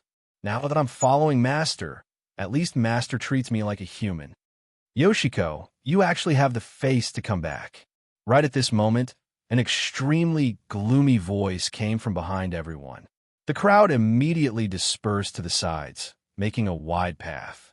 Subsequently, an old man in his 80s in a plain kimono led a few people over slowly. The old man's hawk-like gaze made no one dare to look him in the eye. Behind him was Hitamoto Jiro from the Hitamoto clan. If it was in the past, Chiba Yoshiko would definitely be trembling in fear before Chiba Izumi. However, with Yi-chan by her side today, she looked at Chiba Izumi fearlessly. "Grandpa, I only want to take back what belongs to me today." "What belongs to you?" Chiba Izumi could not help but sneer. "Your blood, your flesh, everything you have was given to you by the family. How can you talk about what belongs to you?" "Yes, the position of the family head is mine." Chiba Yoshiko took a deep breath in and said, "You deliberately promoted me to the successor of the family, but you didn't clarify my position. Your goal was to use me as a sacrifice to Lord Soul Eater. You lied to me. Tell me, don't you owe me this? I can't be bothered to talk to you." Chiba Izumi scoffed coldly and looked at Yi-chan. He said while scrutinizing him, "Since you killed Misawa and Yagute-kin, I'm sure you're not a nobody in China. Tell me your name. Let me know who dares to barge into my Chiba family." "I'm Mad Southern Yi from China." Yi-chan stood with his hands behind his back as he met everyone's gaze. His extremely cold voice shook the entire place. "I'm here today to ask for something from the Chiba family head." As soon as he finished speaking, everyone, including Chiba Izumi, was stunned. They could not react to who Mad Southern Yi was. A few seconds later, a member of the Chiba family inhaled sharply. He looked at Yi-chan in disbelief and said, "Why, you are the China #1, El Mad Southern Yi." The moment that was said, everyone was in an uproar. A trace of shock surged out of Chiba Izumi's calm expression. The China #1, Mad Southern Yi. Even though he was far away in Japan, he couldn't be more familiar with these words. This was because these words represented a series of shocking achievements, as well as endless slaughter and bloodshed. If he was already like that, how could the other members of the Chiba family be so arrogant? At that moment, Their faces were filled with extreme shock and disbelief. Chiba Yoshiko saw the expressions on everyone's faces, and a hint of pride could not help but appear on her pretty face. This is my Chiba Yoshiko's master, a man who could cause a stir wherever he went. Just as everyone was in shock, they heard an extremely cold laughter coming from the side. What bullsh asterisk T, China number 1. It's just an undeserved reputation. We don't care if you dominate China, but you're courting death if you dare to come to Japan. P.S. Today's update for the 3rd chapter has been completed. I'll continue tomorrow. Thank you for your support. Please give me recommendation votes and monthly votes. At the same time, thank you very much for your tips. Chapter 579. What bullsh asterisk T number 1 in China? I think it's just an undeserved title. We don't care if you rule over China, but you're courting death if you dare to come to Japan. Following the sudden sound of this voice, the stunned crowd immediately came to their senses. Immediately after, a middle-aged man in hunting clothes and a black hat slowly walked out from behind Chiba Izumi. The middle-aged man was Hitamoto Jiro. However, at that moment, he had a playful look on his face, as if he was disdainful. It's Master Jiro. I didn't expect Master Jiro from the Hitamoto clan to be here as well. Greetings, Master Jiro. With the appearance of Hitamoto Jiro, the surrounding crowd was shocked, and their eyes were filled with unconcealable fanaticism. Not for anything else. Just the 3 words Hitamoto clan were enough to excite people. In Japan, yin-yang masters had the highest status. At that moment, Chiba Yoshiko, who was next to Yi-chun, had a drastic change of expression. She said to Yi-chun by instinct, Master, his name is Hitamoto Jiro. He's the proud disciple of the Hitamoto clan's master. At the same time, he's also a profound yin-yang master. It is said that he has 3 shikigami, each of which is powerful enough to kill any powerhouse below the Sword Saint level. This person once commanded 3 shikigami to escape from a powerhouse who was as powerful as a Sword Saint. At this point, her face was extremely pale. Before she came, she thought that she knew the Chiba family's strength well enough. With the death of more than 10 heaven-class ninjas, no one in the entire Chiba family was Yi-chun's match. Unexpectedly, a proud disciple of the Hitamoto clan master had appeared. For a moment, her heart slowly sank. As soon as she finished introducing herself, Hitamoto Jiro glanced at her in a creepy manner. Eventually, he fixed his gaze on Yi-chun. His gaze was extremely sinister. Chiba Izumi, I think you're getting more and more timid as you get older. Is this kid enough to scare you? Moreover, if he says he's mad southerny, does that mean he's mad southerny? The moment that was said, Chiba Izumi immediately reacted. He could not help but sneer. Brat, you said that you're mad southerny. How can you prove it? I am who I am. Why do I need proof? Yi-chun scoffed and took a step forward. He, Yi-chun, had once ascended to the Heavenly Emperor's stage. He ruled the heavens and suppressed hundreds of races. He had countless battle generals. Since when did he need to explain or prove anything to anyone? What's more, they were facing a group of mortals. Even if we take 10,000 steps back, so what if you're really the number 1 person in China who was in the limelight recently? Mad southerny? Hitamoto Jiro licked his lips and smirked coldly at Yi-chun. This is Japan, not China. The powerhouses of Japan are not something that China can compare to. I suddenly want to know what kind of expression the Chinese dogs will have when they find out that their so-called number 1 person died in Japan. After saying that, he suddenly shouted, Chiba Izumi, what are you waiting for? Quickly kill this person and capture Chiba Yoshiko to make amends for your Chiba family. Chiba Izumi's face was covered with a ruthless expression. Then, he roared, Where are the 4 ghosts of Japan? The next moment, 4 ghost-like shadows appeared silently behind him. From afar, they looked like his shadows. The temperature of the entire Chiba family villa seemed to have dropped by dozens of degrees. Evil, rotten, bloody ghosts? Yi-chun's expression froze slightly. Subsequently, he shook his head and said, No, they're not ghosts. They look more like soul devourers. Interesting. Ghosts were different from soul devourers. Ghosts were products of death. Most of them did not have any consciousness when they were alive. Apart from scaring people, they had no attack power at all. Although soul devourers had no consciousness, they could devour ghosts and even devour the souls and flesh of humans. Mortals could not resist them at all. For Ghosts of Japan, seeing the four shadows that suddenly appeared before her, Chiba Yoshiko seemed to have recalled something terrifying. She looked at Chiba Izumi abruptly. See, could the rumors in the family be true?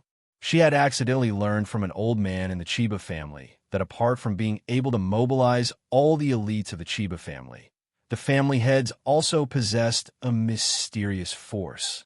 It was this mysterious force that ensured the family's supreme status in the Chiba family.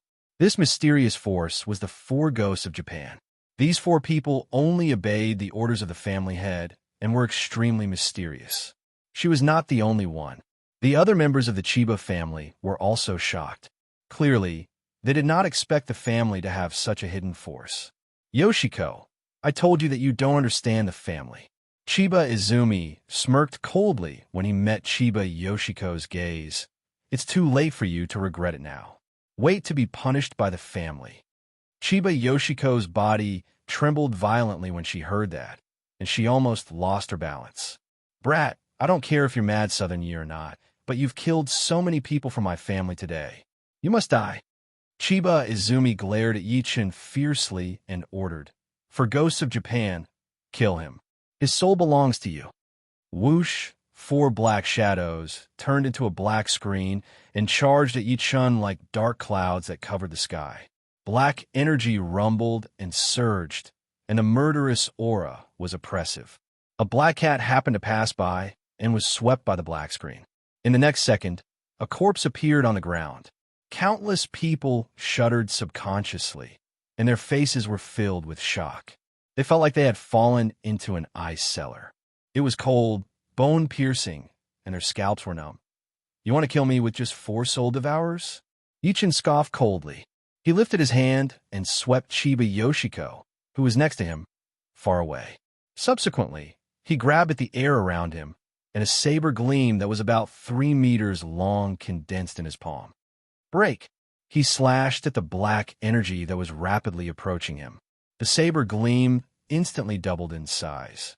It was like a bolt from the blue, causing everyone to close their eyes subconsciously. The 10-meter-long saber chi sliced through the sky and slashed at the black energy like lightning. However, this saber strike only cut a hole in the black energy that seemed to cover the sky. On the other hand, the saber chi did not slow down at all. It directly slashed at the place where Chiba Izumi and the rest were. For a moment, screams rang out. Many members of the Chiba family were cut into two on the spot after being hit by the saber chi. In the end, the door of the Chiba family's villa was cut into two. Then, the black curtain closed once again. It was as if it was not harmed at all. Hitamoto Jiro sneered when he saw that. The Japanese king's god Dao-style controlled spirit bodies. No matter how powerful a martial artist of flesh and blood was, they would be helpless before a spirit body. This was because they were not physical. Even if they were scattered, they could reassemble. On the contrary, the vital energy and blood of a martial artist of flesh and blood was a great tonic for a spirit body. It was no different from a miracle pill. Chiba Izumi did not seem to notice that Yi-chun had killed the member of the Chiba family with a single slash. Instead, he laughed out loud and said, What bullsh asterisk T China number 1? That's all I can see. It's a pity that you're going to die here today. Master, Chiba Yoshiko's expression changed drastically. She did not expect Yi-chen's slash to be so powerful. It could not harm the Four Ghosts of Japan at all. Oh, is that so? Yi-chen's expression remained the same. Instead, joy appeared in his eyes. I was just worried that the weapon in my hand lacks an artifact spirit. Since you've taken the initiative to deliver it to me, I'll accept it. Chapter 580. He welcomed Yi-chen's smile. Chiba Izumi suddenly felt uneasy. He could not help but say subconsciously, Don't tell me you still have some tricks up your sleeves? At the same time, the black screen that the Four Ghosts of Japan transformed into attacked Yi-chen again. Yi-chen did not say anything. Two balls of golden flames flashed in his eyes. The flames grew stronger and stronger. In the end, the golden flames turned into a bolt of golden lightning that shot out of his eyes. Slash! Almost at that moment, the golden lightning struck the black screen formed by the four ghosts of Japan. For screams of pain immediately came from the black screen. Subsequently, the entire black screen retreated a few meters. Even Yi Chen's slash that killed countless people earlier did not cause any harm to them. However, they retreated at that moment. It was as if they had encountered a natural enemy. How is this possible? The ferocious smile on Chiba Izumi's face froze, and it was replaced by deep shock. Hitamoto Jiro, who was watching the show, had a change of expression. He actually repelled the four ghosts of Japan? One had to know the strength of the four ghosts of Japan. Even as the proud disciple of the Hitamoto clan's master, he had to summon two gods at the same time to deal with them. The rest were not much better. Their faces were filled with disbelief. What was that golden lightning just now? Chiba Izumi broke out in cold sweat after he snapped back to his senses. He ordered again, for ghosts of Japan, kill him, kill. Before he could finish, Yichen advanced instead of retreating. Yichen did not retreat. Instead, he took a step forward. The black screen that had retreated a few meters away also retreated. It was no longer as fearless as before. Where do you think you're going? The golden flames in Yi Chen's eyes soared again. Two bolts of golden lightning shot out dazzlingly again. At the same time, powerful divine consciousness shrouded from his mudball palace and attacked the black screen. Slash! Roar! One of the golden lightning bolts immediately struck the black screen, and screams came from inside again. The black screen subconsciously wanted to retreat, but to his surprise, another golden lightning bolt struck from behind. Unable to escape, the black screen began to shrink rapidly. Eventually, it turned into four black shadows. However, their bodies were much dimmer. They roared at Yi-chan in fear. Stubborn fool. Yi-chan scoffed coldly. Two bolts of golden lightning shot out dazzlingly again. At the same time, he performed hand seals with both hands and shouted, Rubik's Ghost Universe, Nether Spirit, slay the three corpses, vanquish the five souls. In that instant, the figures of the four Japanese ghosts trembled incessantly, revealing looks of struggle on their faces. At the next moment, they exploded simultaneously, turning into four red shadows. This series of unforeseen events happened in the blink of an eye. When everyone came back to their senses, they discovered that the four Japanese ghosts had undergone a huge transformation. Their bodies had shrunk tremendously, and they now had ox horns and human bodies. Their bodies emitted a dark red light, and their eyes flickered with madness. At the same time, traces of hostility enveloped the surroundings. What's going on? Chiba Izumi had never seen such a scene before. He hurriedly shouted, For ghosts of Japan, kill him, kill him. However, the four ghosts of Japan remained motionless. It was as if he hadn't heard anything. For ghosts of Japan, do you dare to defy my orders? Chiba Izumi's expression changed drastically, and the uneasiness in his heart grew stronger. Yichen interrupted him. Stop shouting. From now on, I'm their master. After saying that, he suddenly shouted, Where are the demon blood guards? At the next moment, the four ghosts of Japan, who were still motionless earlier, moved and knelt on one knee before Yi-chan. Whoosh! Everyone was in an uproar when they saw that. The mysterious power that the Chiba family had nurtured, the four ghosts of Japan, had betrayed them. They had sided with Yi-chan, their enemy. Chiba Izumi could no longer hide the shock on his face. He glared at Yi-chan furiously.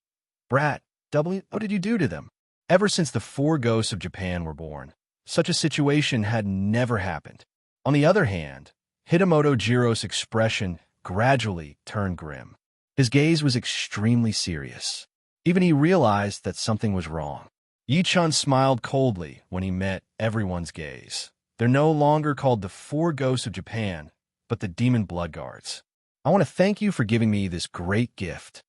In the cultivation world, there was a type of abnormality called demons. To ordinary people, demons referred to people who did all kinds of evil, but to cultivators, the so-called demons referred to ferocious gods and evil spirits that destroy cultivation. Such an existence would terrify any cultivator because they were invisible, colorless, and formless. They could transform into anything, and they could even walk into the depths of a person's heart and become evil thoughts, which would then trigger the cultivator's inner demons. It could be said to be impossible to guard against. The so-called four ghosts of Japan were actually soul devourers, and soul devourer was the best tool to refine demon generals. Initially, he thought that things like soul devourers that were not tolerated by the heavenly Tao only appeared in the cultivation world. He did not expect that there would be such things on Earth as well, and the Chiba family had somehow created them as their trump card. Of course, the demons that were refined in front of him were only of the lowest level. Even so, they were more than enough to deal with a group of mortals. Chiba Izumi, in return, I can show you how powerful they are. Yi-chun pointed at Chiba Izumi and the rest as he thought to this point. Demon blood guards, kill them. As soon as he said that, the four demon blood guards turned into four red shadows and pounced at Chiba Izumi and the rest. Their bodies were like lightning, and they were even faster than before. Get lost! A powerhouse from the Chiba family subconsciously slashed at a demon blood guard. Unexpectedly, the blade in his hand corroded into pieces the moment it entered the demon blood guard's body. That person was shocked. He subconsciously wanted to retreat, but to his surprise, the demon blood guard pounced on him. Kacha kacha! Following a series of chewing sounds and screams, a set of white bones and a Japanese man's attire appeared on the ground. Seeing this scene, the people on the side could not help but reveal a horrified expression. They pushed and shoved each other in an attempt to escape the scene. But how could they outrun the four demon blood guards? Such a scene appeared in an instant. The four red monsters pounced into the crowd, and anyone who was hit by them was immediately scared out of their wits. Even their bodies and flesh were devoured completely. Even Chiba Yoshiko, who was an outsider, could not help but turn pale. Get lost! When a demon blood guard pounced at Chiba Izumi, a black aura suddenly appeared in front of him. The black aura turned into a huge head that looked like a dog's head. The black dog head bared its teeth at the demon blood guard, and the demon blood guard roared at it as if it had encountered a great enemy. God! Seeing this, Chiba Yoshiko immediately said, Master, this is his god, the dog god. It's a spirit body with powerful spiritual energy that appears in the form of a dog. P.S. Chapter 2. The computer can't be used since the blackout. I used the remaining power of my phone to write 2 chapters, so I'm done updating. I apologize to everyone. Chapter 581. In Japan, gods were divided into beast spirits and spirit souls. The so-called beast spirits usually referred to the spirit bodies of non-human creatures. Such existences could be understood as demons. This was also the reason why there were a large number of demons in Japanese folklore and legends. As the name suggested, spirit souls were the ghosts and gods of the soul in the netherworld. They were the products of humans after death. The common gods were inugami, floating spirits, earthbound spirits, and foodies. Among them, the inugami referred to the soul that lingered in the world after the death of a dog. It was also called the inugami, and it was a type of demon. The caster could summon it to bring disaster to others or protect themselves or their family. Therefore, Chiba Yoshiko reminded Yi-chun immediately after seeing Hitamoto Jiro summon the inugami. Yi-chun looked at the giant black dog that was confronting a demon blood guard from a close distance. It was over 6 meters tall. The demon blood guard that he refined seemed much smaller before it. He could not help but sneer. It's just a mere inugami. How dare be called a god? Is that so? Hitamoto Jiro smiled arrogantly and performed a series of strange hand seals with both hands. Subsequently, 2 red shadows appeared before him again. One of them was an ancient military soul wearing red armor and a scarlet ghost mask. He held a blade in both hands, while the other was a woman in a kimono, However, her head was not on her body, but flying around her body. As the two shadows appeared, the temperature of the scene suddenly dropped. A terrifying, murderous aura lingered in the surroundings, causing many of the surviving members of the Chiba family to subconsciously shiver. Those are demonic ghosts and Chome. Chiba Izumi and Chiba Yoshiko cried out in shock. They looked at Hitamoto Jiro and the two shadows before him in shock. In Japanese culture, demonic ghosts and Chome were evil spirits that were transformed from men and women after they died. They were exceptionally ferocious and valiant. According to Japanese folklore, during the Japanese Warring States period, there was a shogunate general, equivalent to a modern battalion commander, in Edo who fell in love with the daughter of a fisherman by the sea. Unfortunately, at that time, the daimyo, feudal lords of Japan, rose to power and fought continuously. This General Sure was also a member of the front lines, so he could not stay with his lover, the daughter of fishermen. Before he left for the war, he could only promise to return when the cherry blossoms bloomed next year. From then on, the daughter of a fisherman would stand by the seaside and look into the distance every day, looking forward to the blooming cherry blossoms day and night. Who would have thought that the general would be gone for 4 years? During this period, the fisherman's daughter's parents died of illness one after another. After dealing with the funeral, the fisherman's daughter could not bear the pain of lovesickness, so she personally went to the front lines to look for General Sure. In the end, what she found was a corpse wearing armor. The daughter of the fisherman's family held back her tears and brought General Sure's corpse back to her hometown. She personally found a pair of scissors, needle, and thread to cut open General Sure's corpse. After removing his internal organs and cleaning them, she sewed them up again and put on the armor for General Sure. In the end, the fisherman's daughter chose to be buried together with General Sure's body. However, before she died, she ordered her men to chop off her head and tie it to General Sure's body, implying that they would never be separated in life or death. After that, the place began to be haunted and livestock often died for no reason. The locals invited an eminent monk from Reigao to investigate, and the conclusion was that the vengeful spirits of General Sure and the fisherman's daughter did not dissipate after their deaths, turning into demonic ghosts and Chome. After Reigao left, the place was no longer haunted. Later generations treated it as a legend. Even Chiba Yoshiko and Chiba Izumi were no exception. That was why they were so shocked when they saw the two gods that Hitamoto Jiro summoned. That's right, they're demonic ghost and Chome. Facing their shock, Hitamoto Jiro smirked coldly. I once relied on these three gods to escape from a Western powerhouse whose strength was on par with a sword saint. He looked at Yichin proudly as he said to this point, Mad Southern Yi from China, you can die without regrets since you forced me to summon three gods at the same time today. I stopped playing with your insignificant tricks a few hundred years ago. Watch how I break your so-called reliance. Yichin smirked as if he was disdainful. Subsequently, he shouted, Demon Bloodguard, come back. Whoosh! 4 red shadows suddenly dashed towards him, and in the end, all of them burrowed into the flames in his pupils. Kill him.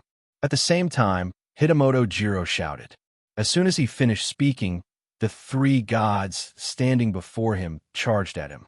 The leading hound god leaped a few meters away with a single step. Eventually, it slapped Yi Chun in the air with its palm. At the same time, it opened its bloody mouth.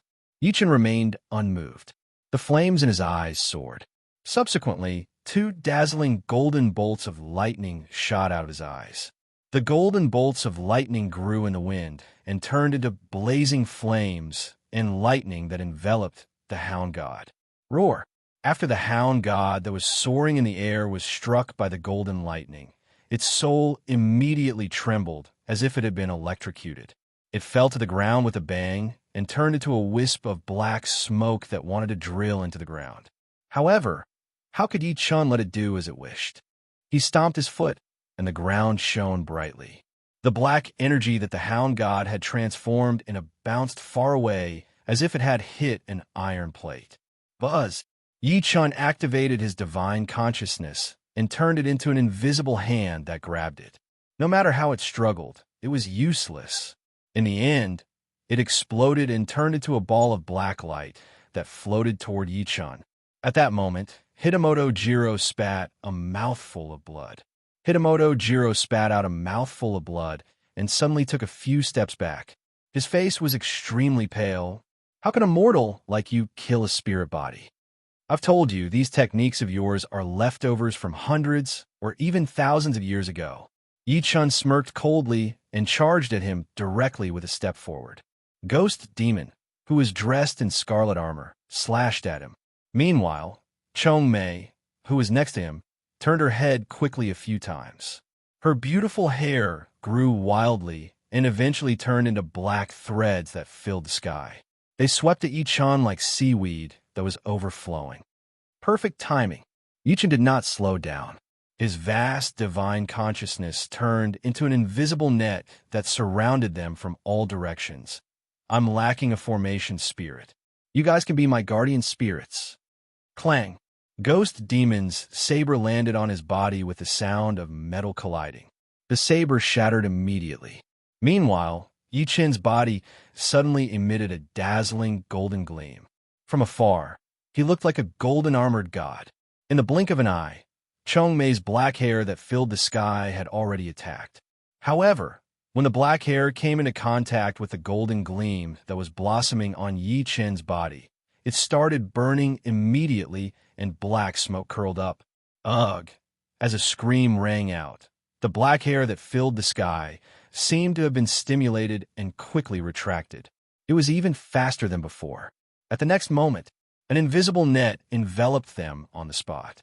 The net quickly shrank, and no matter how they struggled to escape, they could not escape. In the end, they turned into two black talismans that fell to the ground. Chapter 582. Retrieve. Yichun extended his hand and grabbed the two black talismans. They then disappeared without a trace. Black. Hitamoto Jiro spat a few mouthfuls of blood.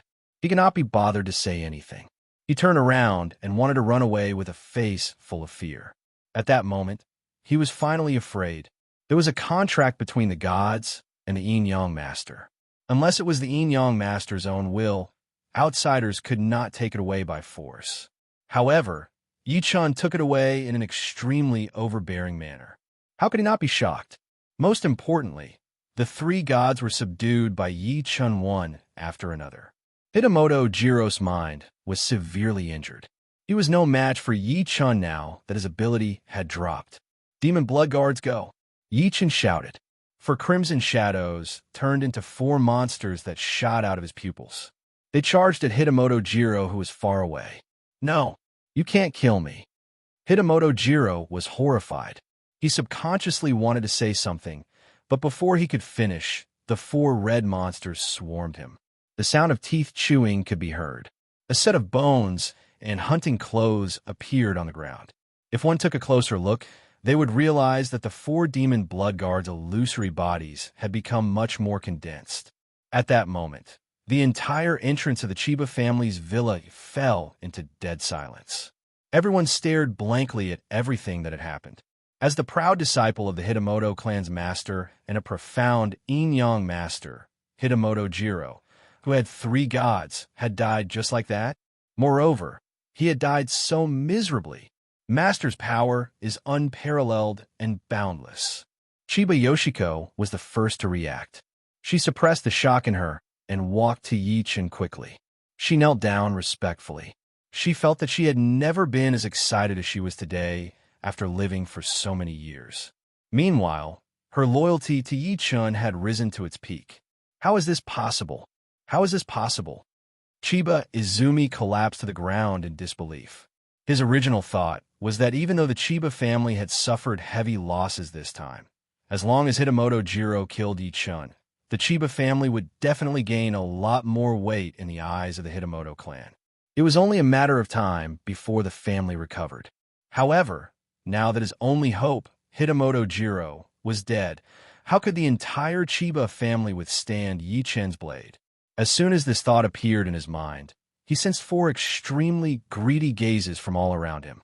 He subconsciously looked over and was almost scared to death. The 4 demon blood guards looked at him with bloodshot eyes. It seemed like it wanted to eat him as well. He shuddered and immediately knelt heavily on the ground. "Respected Lord Mad Southern Yi, please spare my life. I'm willing to pay any price, including all the wealth, women, and power of my Chiba family." No one was not afraid of death. Even he was no exception. As he knelt, the rest of the survivors of the Chiba family also knelt down and begged.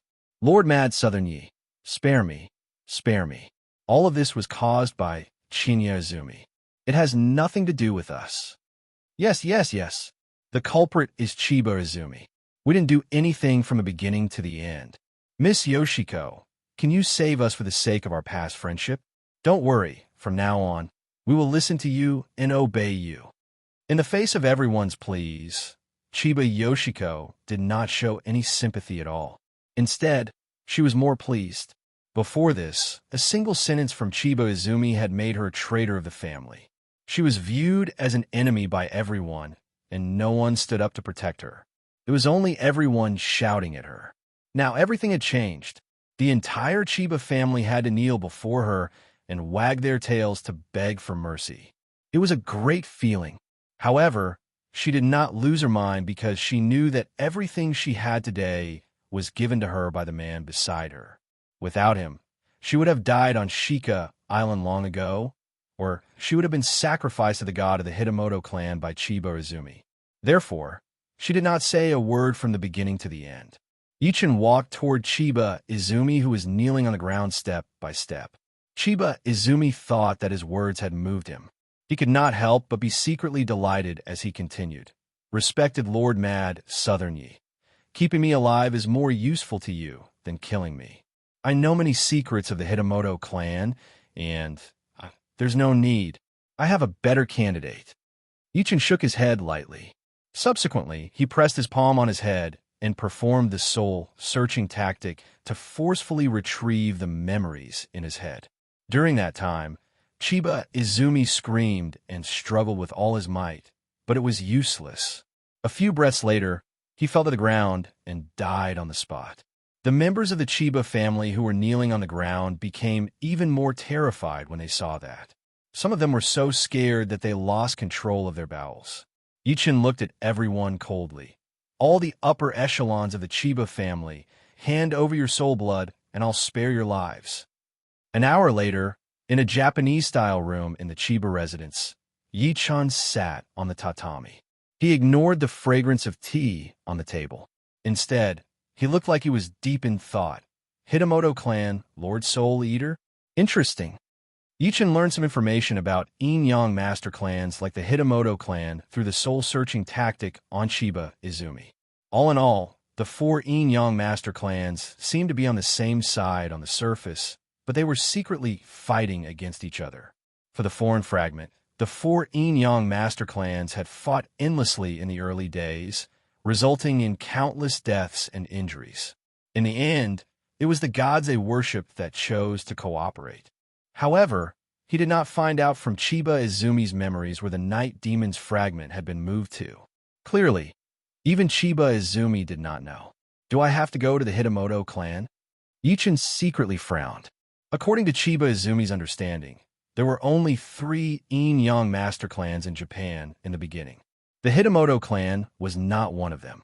The Hitamoto clan was suddenly established more than 100 years ago, and the god they worshipped was called Lord Soul Eater. This god was in closed-door cultivation all year round and liked virgin souls. Just as he was lost in thought, the door to the room was pushed open. Subsequently, a woman in a white kimono and wooden clogs walked in leisurely. The woman's pretty face was beautiful, as if she had just taken a shower. Behind him were 3 young Japanese girls dressed in kimonos. Regardless of whether it was their looks or figures, they were all exceptional beauties. The 3 girls lowered their heads tightly. There was admiration in their eyes when they looked up at Yi-chan occasionally. Chiba Yoshiko walked to Yi-chan slowly. It was the first time she revealed a shy expression like a young girl. "Master, I've officially taken over the Chiba family." "Who are they?" Yi-chan nodded lightly. He lifted his head to look at the 3 Japanese girls standing before him. Confusion flashed across his face. Chiba Yoshiko's pretty face heated up, and she giggled softly. They're the most outstanding women in our Chiba family. Moreover, they've never done anything before. They admire you very much. P.S. There's still one more chapter. I'm writing it now. I won't miss it. Chapter 583. He looked at the three Japanese girls who were as nervous as quails earlier, but were now staring at him with passion and boldness. Ichin then looked at Chiba Yoshiko, who was next to him. A spurious smile flashed across his face. You said that they admire me? Of course. Chiba Yoshiko said without hesitation. Master killed Hitamoto Jiro with just a raise of your hand. It's not an exaggeration to say that you're a celestial being. No other woman would be able to resist your charm. At this point, she seemed to have thought of something. She lowered her head slightly and said with a blush, in reality, Yoshiko admires you very much too. All right, get them to leave. Ichin shook his head lightly.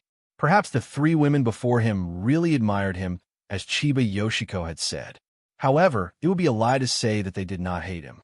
After all, he had almost destroyed the entire Chiba family. How many people had died in his hands? Even if they did not hate him, Ichin would not accept them. The difference in nationality and bloodline was one of the reasons. However, Yi-chun had traveled all over the world. The number of beauties and characters he had seen could not be counted with one hand. Even so, he was still clean. That was his principle. At the same time, he was responsible for Su Yuhan and her daughter. How could he favor the three Japanese girls?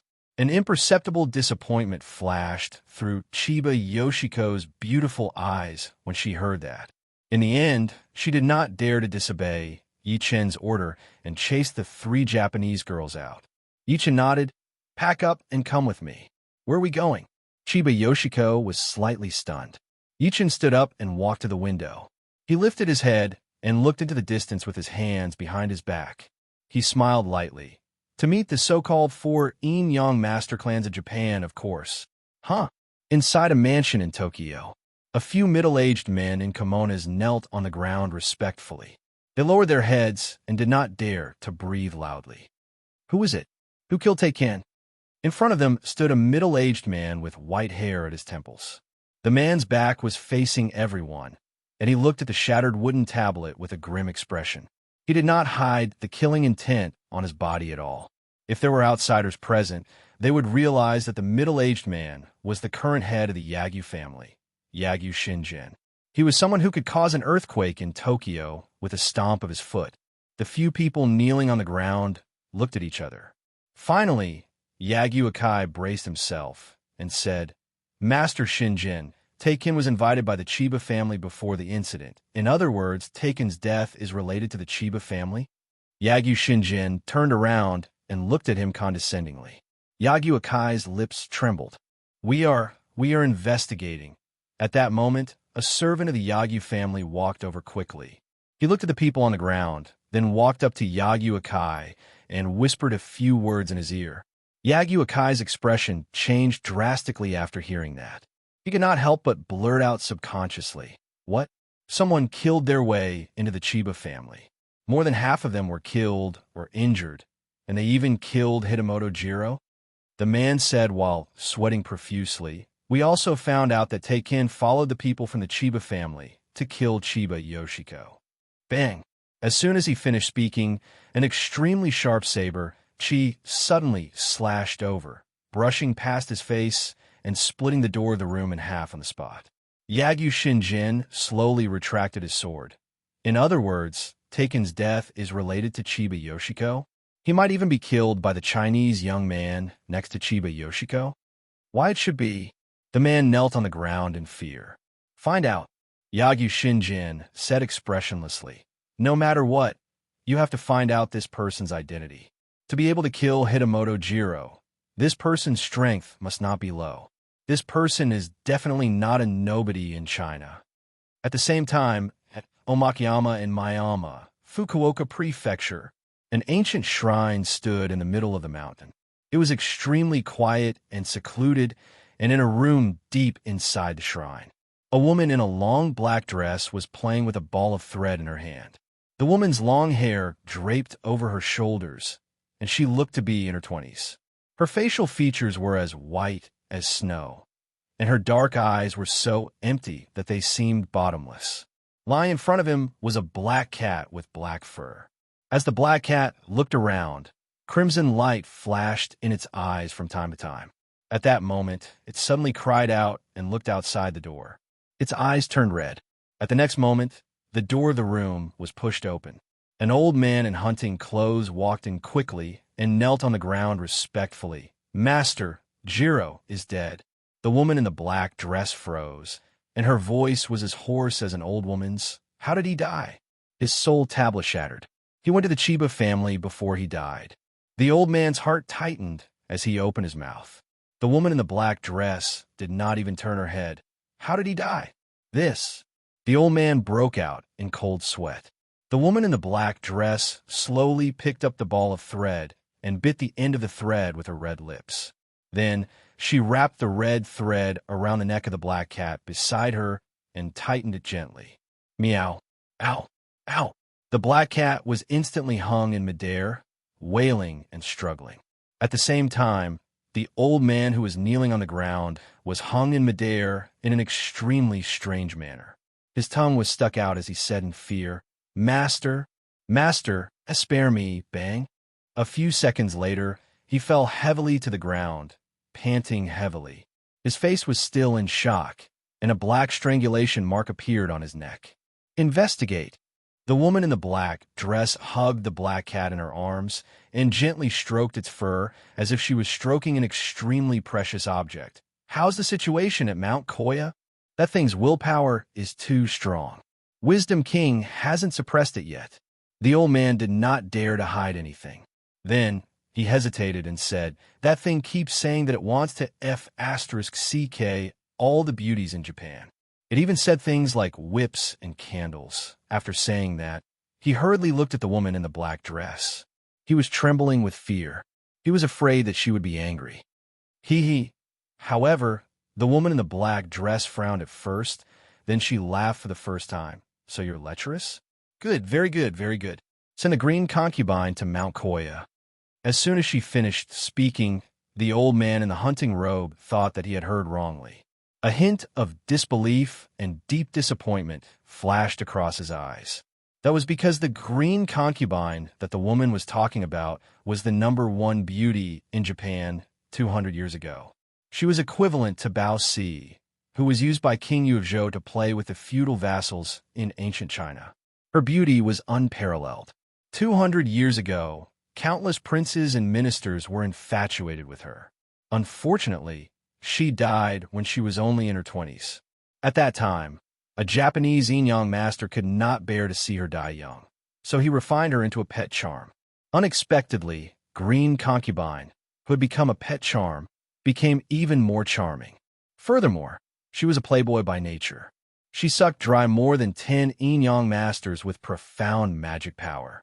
Even the eminent monks of Ergoino had no power to resist in front of her. P.S. Today's update for the 3rd chapter has been completed. I'll continue tomorrow. Thank you for your support. Please give me monthly votes and recommendation votes. Chapter 584. Even though winter was approaching, Miami City did not look like it was late autumn at all. However, there was no sign of late autumn in Miami City, Japan. The roadside was filled with all kinds of flowers that competed with each other, giving off a feeling of being bathed in the spring breeze. Yichin followed his memory and walked to Omakiyama Mountain with Chiba Yoshiko. He visited many places of interest along the way. For example, Kayamiza Temple, Nuzan Historical Forest Park, Takata Niziyama Park, Shinkai Hot Spring, Tajiri City Ruins, Jianpu Fishing Port, and so on. It gave him a deeper understanding of Japan. Along the way, Chiba Yoshiko seemed a little distracted. "Master, are we really going to Omakiyama Mountain?" "Why? You don't believe in my ability?" Yichin smiled lightly when he saw that she was hesitating to speak. How could he not know what she was thinking? "And no." Chiba Yoshiko hurriedly shook her head and explained, "Master is like a god in my heart. But we're going to the Hitamoto clan's base this time. Not to mention the fact that we're outnumbered. Just the Hitamoto clan's master and that god. The four yin-yang master clans had accumulated power in Japan for a long time. Even though she was born in the Chiba family, she had grown up hearing about the power of the Hitamoto clan. Now that Yi Chun and she were going to break into the Hitamoto clan's base on their own, how could she not feel scared? Yi Chun shook his head lightly and said, "Go back if you're afraid. We're not far from Omakiyama Mountain anyway." The night demon's whereabouts were still unknown. The only way to break through was the Hitamoto clan. Even if the Hitamoto clan was really that powerful, it could not stop his determination to find his old partner. Moreover, as the heavenly emperor of the immortal world, why would he be afraid of a small force in the mortal world? And no need. Chiba Yoshiko gritted her teeth and refused.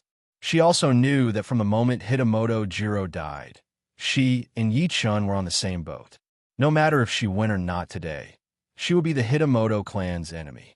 Yi Chun's victory or defeat would determine her life and death. Just when she was about to say something, Yi Chun suddenly pulled her behind him.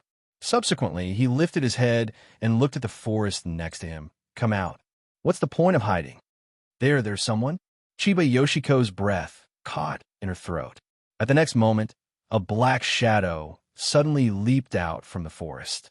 It was extremely fast and charged at Yi Chun like lightning. "You overestimate yourself." Yi Chun scoffed and stretched his arm out to grab the shadow. Chiba Yoshiko heard a cat's meow. It was extremely shrill, causing goosebumps to rise all over her body. When he took a closer look, he realized that Yi Chun was holding an enormous black cat in his hand. The black cat's fur was flawless. However, all of it was standing up at that moment. It bared its teeth at Yi Chun and roared. Its eyes flickered with a crimson color. This is the imperial cat of the Hitamoto clan." In that instant, Chiba Yoshiko seemed to have thought of something, and deep shock flashed across her face. Rumor had it that there was a black cat in the Hitamoto clan that was raised by the mysterious family head of the Hitamoto clan, Hitamoto Chiho. This black cat did not eat cat food and only ate the hearts and flesh of humans. What was even more shocking was that if an ordinary person looked into its eyes, they would lose their soul. Meow. Ow. At that moment, a strange scarlet flashed across the black cat's eyes.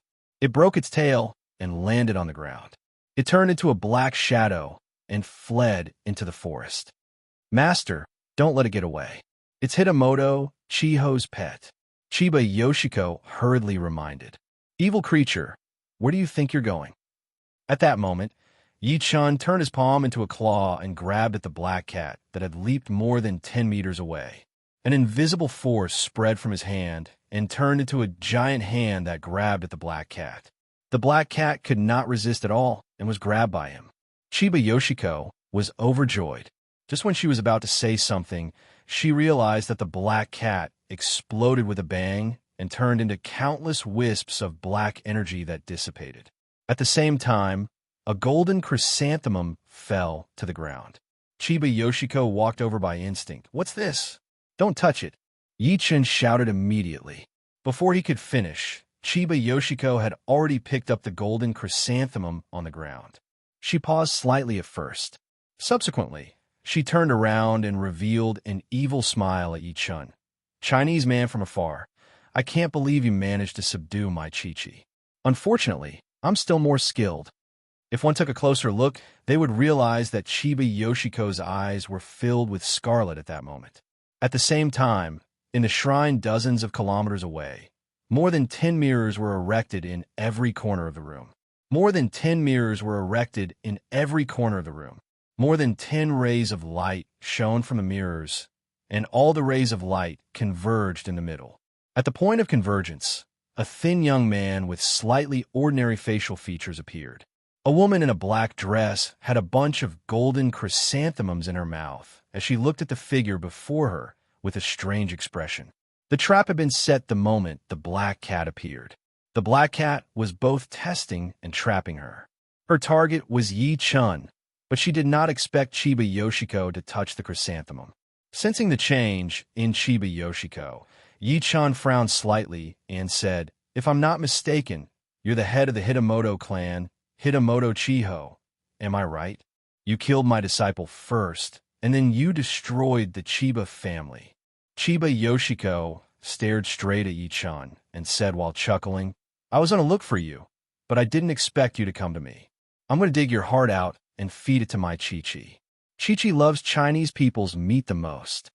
How dare you kill a Chinese to raise a demonic pet?" Sensing the meaning behind her words, Yi-chen's expression turned cold. "Then I can't let you live. Let's settle the old and new grudges together." "Kill me?" Chiba Yoshiko licked her lips. Her tongue was extremely red. "I'm possessing this girl now. What a beautiful body, and she's still a virgin. Can you bear to destroy her? I'll destroy your soul within 7 steps. Then, I'll kill my way into the Hitamoto clan and destroy your real body." Yi-chen's eyes turned cold as he charged at her at high speed. Perfect timing. Chiba Yoshiko smirked coldly and took the initiative to charge at Yi-chan. At the same time, she extended 2 hands that were emitting black energy and stabbed them at Yi-chen's heart. Her nails grew in the wind, as if she wanted to pierce through Yi-chen's chest. Yi-chan, on the other hand, did not panic at all. He pointed his finger between her brows and shouted, "Get out!" The space between the brows was also called the glabella. In Taoist terms, the glabella was also called the life palace. It was the place where a person's essence, energy, and primordial spirit gathered. It was also the place where a person's 3 souls and 7 spirits gathered.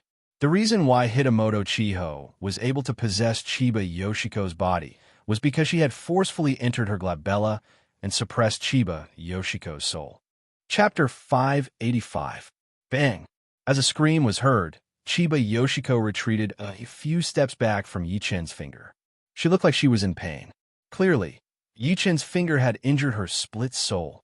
Meanwhile, there was fear in her eyes when she looked at Yi-chan. "Why, you're a Chinese spell master?" There were yin-yang masters in Japan, and there were spell masters in China. In reality, the origin of the Japanese yin-yang masters came from China. Be it the 8 trigrams of feng shui or the Book of Changes, they were also regarded as classics in Japan. Yi-chan did not expect his finger to fail to shake her out. He then said, "If you're willing to get out, I can consider giving you a quick death." "Ha ha ha." Chiba Yoshiko was not angry. Instead, she laughed and said, "It's still unknown who will win." In the shrine dozens of kilometers away, a cold look flashed across the woman's face. A cold glint flashed across the black-dressed woman's face. Then, she took the golden chrysanthemum in her hand and gently rubbed it. Instantly, countless chrysanthemum petals surged into the light circle projected by over 10 mirrors. The woman in the black dress waved her hand again, and countless vines extended from the courtyard outside the room. They were like living tentacles that drilled into the light circle one after another. Almost at that moment, Yi-chan, who was dozens of kilometers away, felt the sky above his head turn dark. Dark clouds covered the sky in the blink of an eye. The entire world fell into endless darkness in an instant. He could not even see his own fingers. At the same time, a rustling sound came from the forest. He saw the grass in the distance trembling, as if something was speeding towards him. Suddenly, vines rose from the ground and bound his hands and feet. "Ha ha!"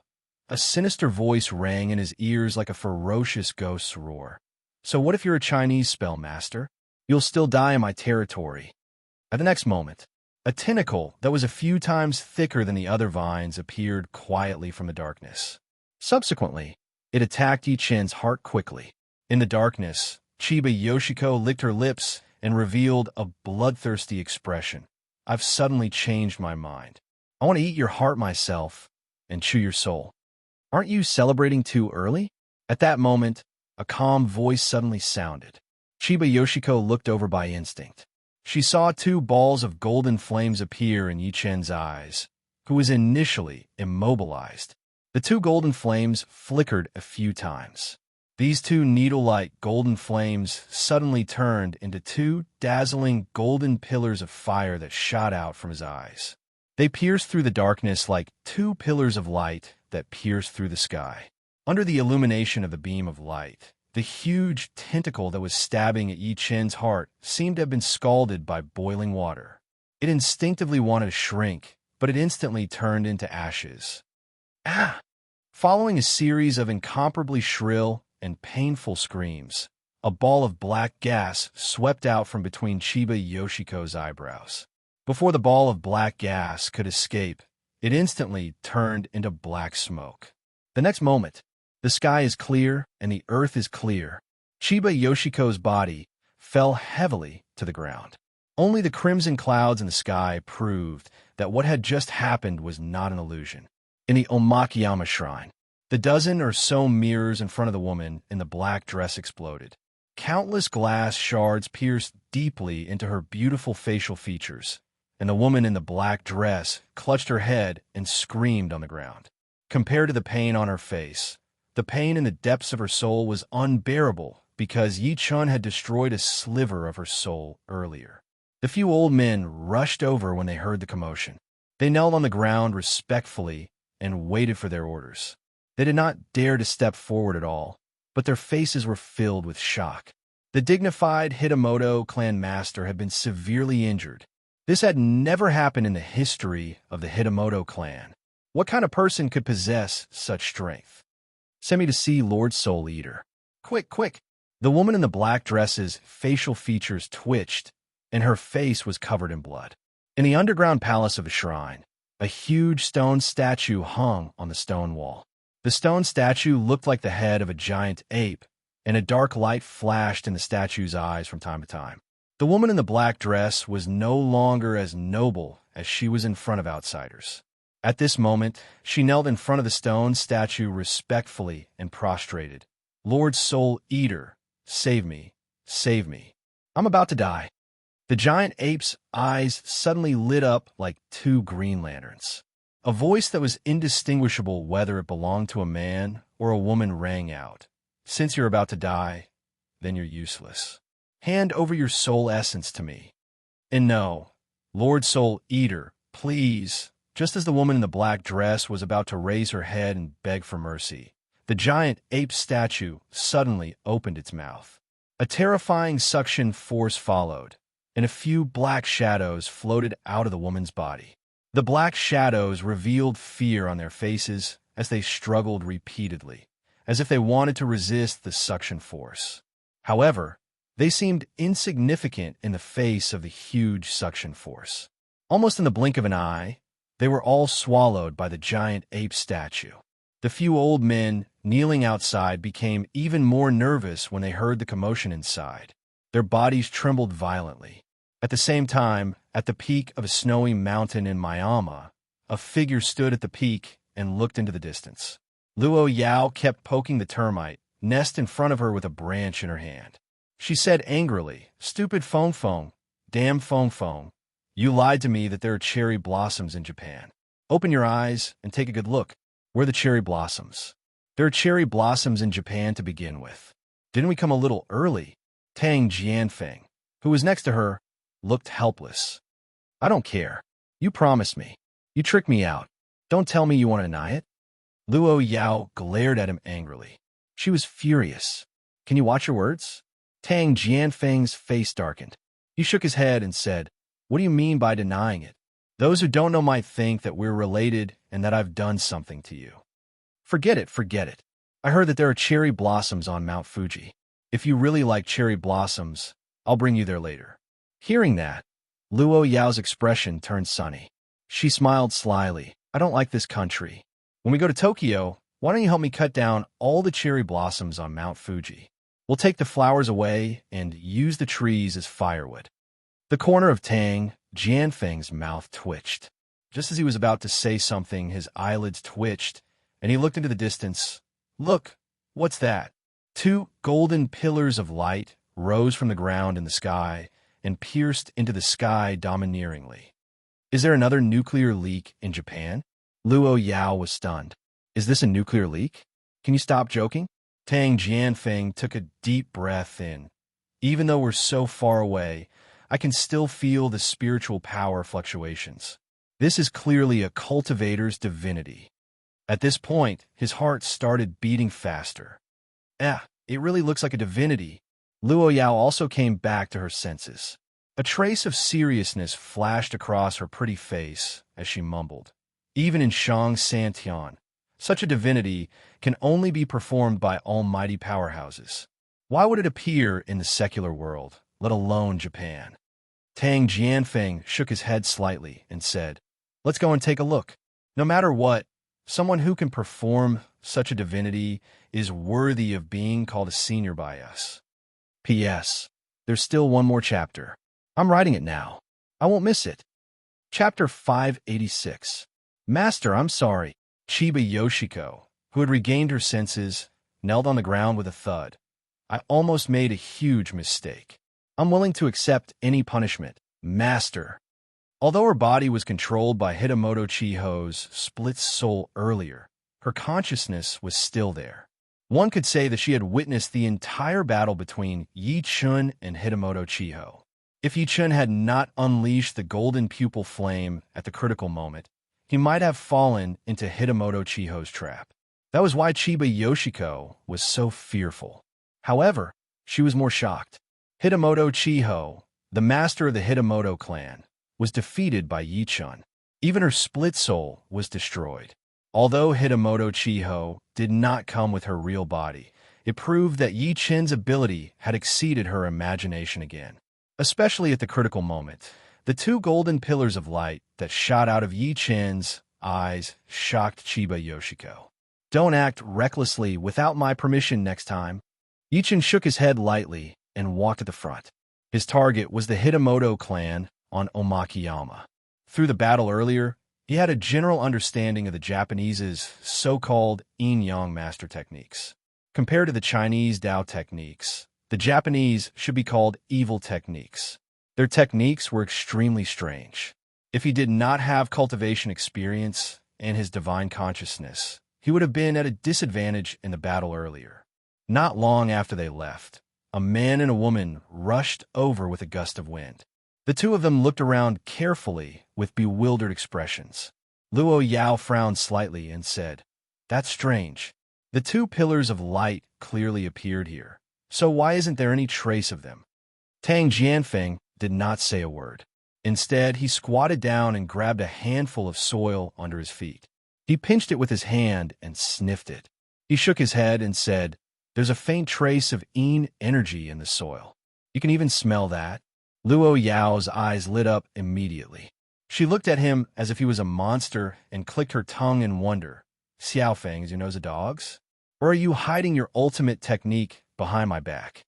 Tang Jianfeng could not be bothered with her. Instead, he looked around and his eyes flickered. The two golden pillars of light that were similar to divinities belonged to the righteousness method. They shouldn't have any yin energy. Could it be that two powerhouses fought here before we arrived? Yes, that must be it. He nodded with certainty and stood up. From the looks of it, it's clearly a battle between righteous and evil. The senior who cast the golden pillar of light must have won. "You sniffed it out again?" Luo Yao was surprised.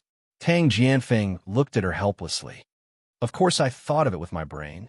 "I say, Luo Shueyao, can you be more serious? You're always acting like a madman.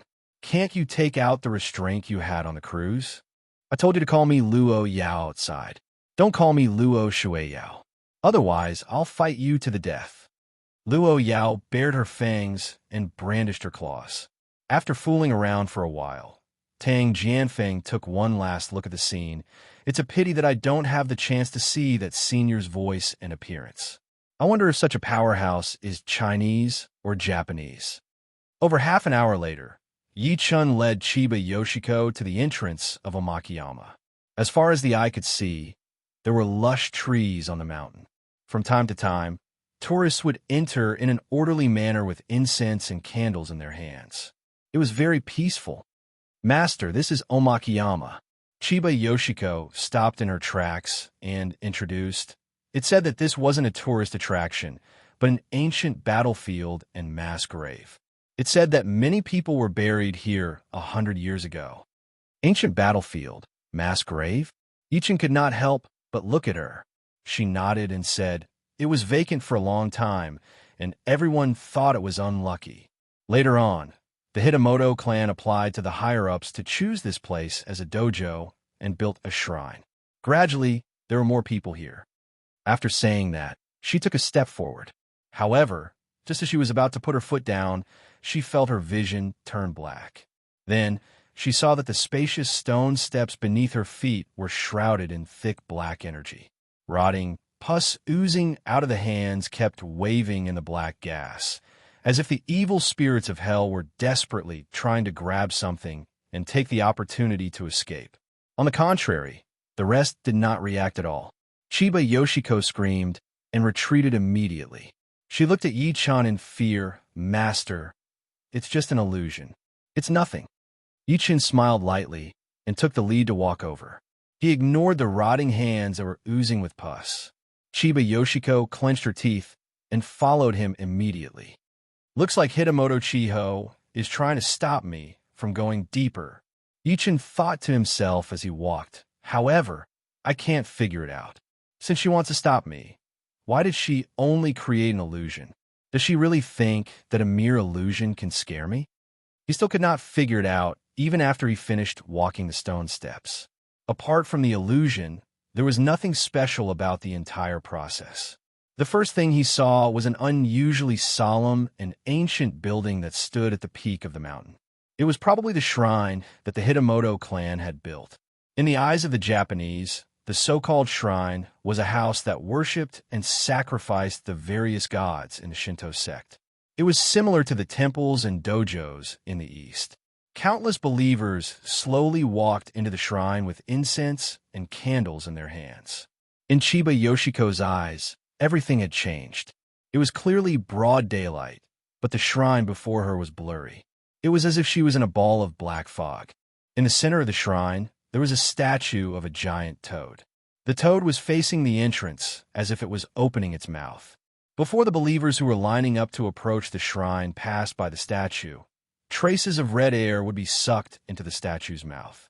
Anyone who walked past the statue would have a terrible expression on their faces, but it could not be seen with the naked eye. "Master, why don't we go back? This place is too scary." Chiba Yoshiko was so scared that her legs went limp. Yi-chan saw everything and was secretly surprised. Collecting the essence energy of the believers? A barbarian country actually knows how to refine energy into energy? At that moment, the door of the shrine slowly opened. Subsequently, 3 pale-faced old men in black hunting clothes slowly walked over. The leading old man held a tray in his hand. There was something covered with a red cloth on the tray. What was strange was that when the 3 old men passed by some believers, they brushed past them as if they did not see them. Chiba Yoshiko's pretty face changed when she saw the 3 of them walking toward her. She could not help but move closer to Yi-chan by instinct. She was secretly nervous. "Greetings, powerhouses from China." The 3 of them stopped when they arrived beside Yi-chan. They bowed to him at the same time. There was no hostility on their faces at all. Before Yi-chan could speak, the leading old man said slowly, "Respected powerhouse from China, I think there's a misunderstanding between you and my Hitamoto family, so we've specially prepared this gift for you." After saying that, he slowly untied the red cloth on the tray. Chiba Yoshiko screamed in fear when she saw it. All he saw was a bloody human head on top of the tray. The head's eyes were wide open, as if it had died with a grievance. Its eyes were filled with blood. Chapter 587. Master S. She's. Looking at the head on the tray, Chiba Yoshiko was so scared that even her voice was trembling. Her beautiful eyes were filled with fear. The head of the Hitamoto clan, one of the 4 Yin-Yang master clans in Japan, was dead, and even her head had been chopped off. If she had not seen it with her own eyes, she would not have believed that the bloody face before her was Hitamoto Chiho, who had forcefully entered her body to fight Yi-chan. Yi-chan was slightly shocked as well. Subsequently, he looked at the 3 old men before him with a forced smile. "I didn't expect you guys to kill your own people. In your Chinese words, death is inevitable. It's either heavier than Mount Tai or lighter than a feather." The leading old man smiled lightly. Hitamoto Chiho attacked the China number 1, Mad Southern Yi, without permission. This has already violated the interests of the Hitamoto clan. Therefore, The elders have taken her life as an apology to you, mad southern Yi. He revealed Yi Chen's true identity immediately. He must have done some investigation before this. Not only did Yi Chen not accept their kindness, but he also scoffed. You want to apologize to me with a mere life? Aren't you guys being too naive? If Hitamoto Chiho died, there would be another Hitamoto Chiho. These people before him were just trying to fool him. Hearing that, the three old men's expressions changed. A hint of anger flashed through their eyes, but they did not flare up in the end. One of them said, "May I know what else Mad Southern you needs? Feel free to speak your mind." "That's right. As long as it's something that the Hitamoto clan can provide, we'll try our best to satisfy you, whether it's money or women." The leading old man nodded. "I don't want money or women." Ichin stood with his hands behind his back. He looked at the three of them with an extremely dignified gaze and said word by word, "I want foreign fragments, especially all the foreign fragments collected by the Hitamoto clan and the other three Yin-Yang master clans." As soon as he finished speaking, the expressions of the three old men from the Hitamoto clan changed at the same time, as if their secret had been exposed. At the same time, the three of them surrounded Yi Chan intentionally or unintentionally. They could not hide the intense, killing intent in their eyes. At this moment, their reactions were completely different from their previous friendliness. Yi Chen's expression did not change when he saw that. He remained standing with his hands behind his back, but an extremely mocking smirk appeared at the corner of his lips. The next moment, the old man in the lead suddenly looked behind him. His lips moved slightly, and there was a hint of disbelief on his face, as if he was communicating with someone. After a while, he turned around and looked at Yi Chun. He was not as cold as before. Instead, he said while smiling, "Master Mad Southern Yi, it's not impossible for you to get the foreign fragment, but you have to talk to my master personally." After saying this, he made an inviting gesture. "All right." Yi Chun took a good look at the depths of the shrine. A meaningful smile flashed through his eyes. Under the trio's lead, Yi Chun and Chiba Yoshiko soon arrived at a room that led from north to south. There were all sorts of statues hanging on the wall. Boom! Almost at that moment, the wall that was facing Yi Chun suddenly retracted, revealing a tunnel that allowed people to enter and exit.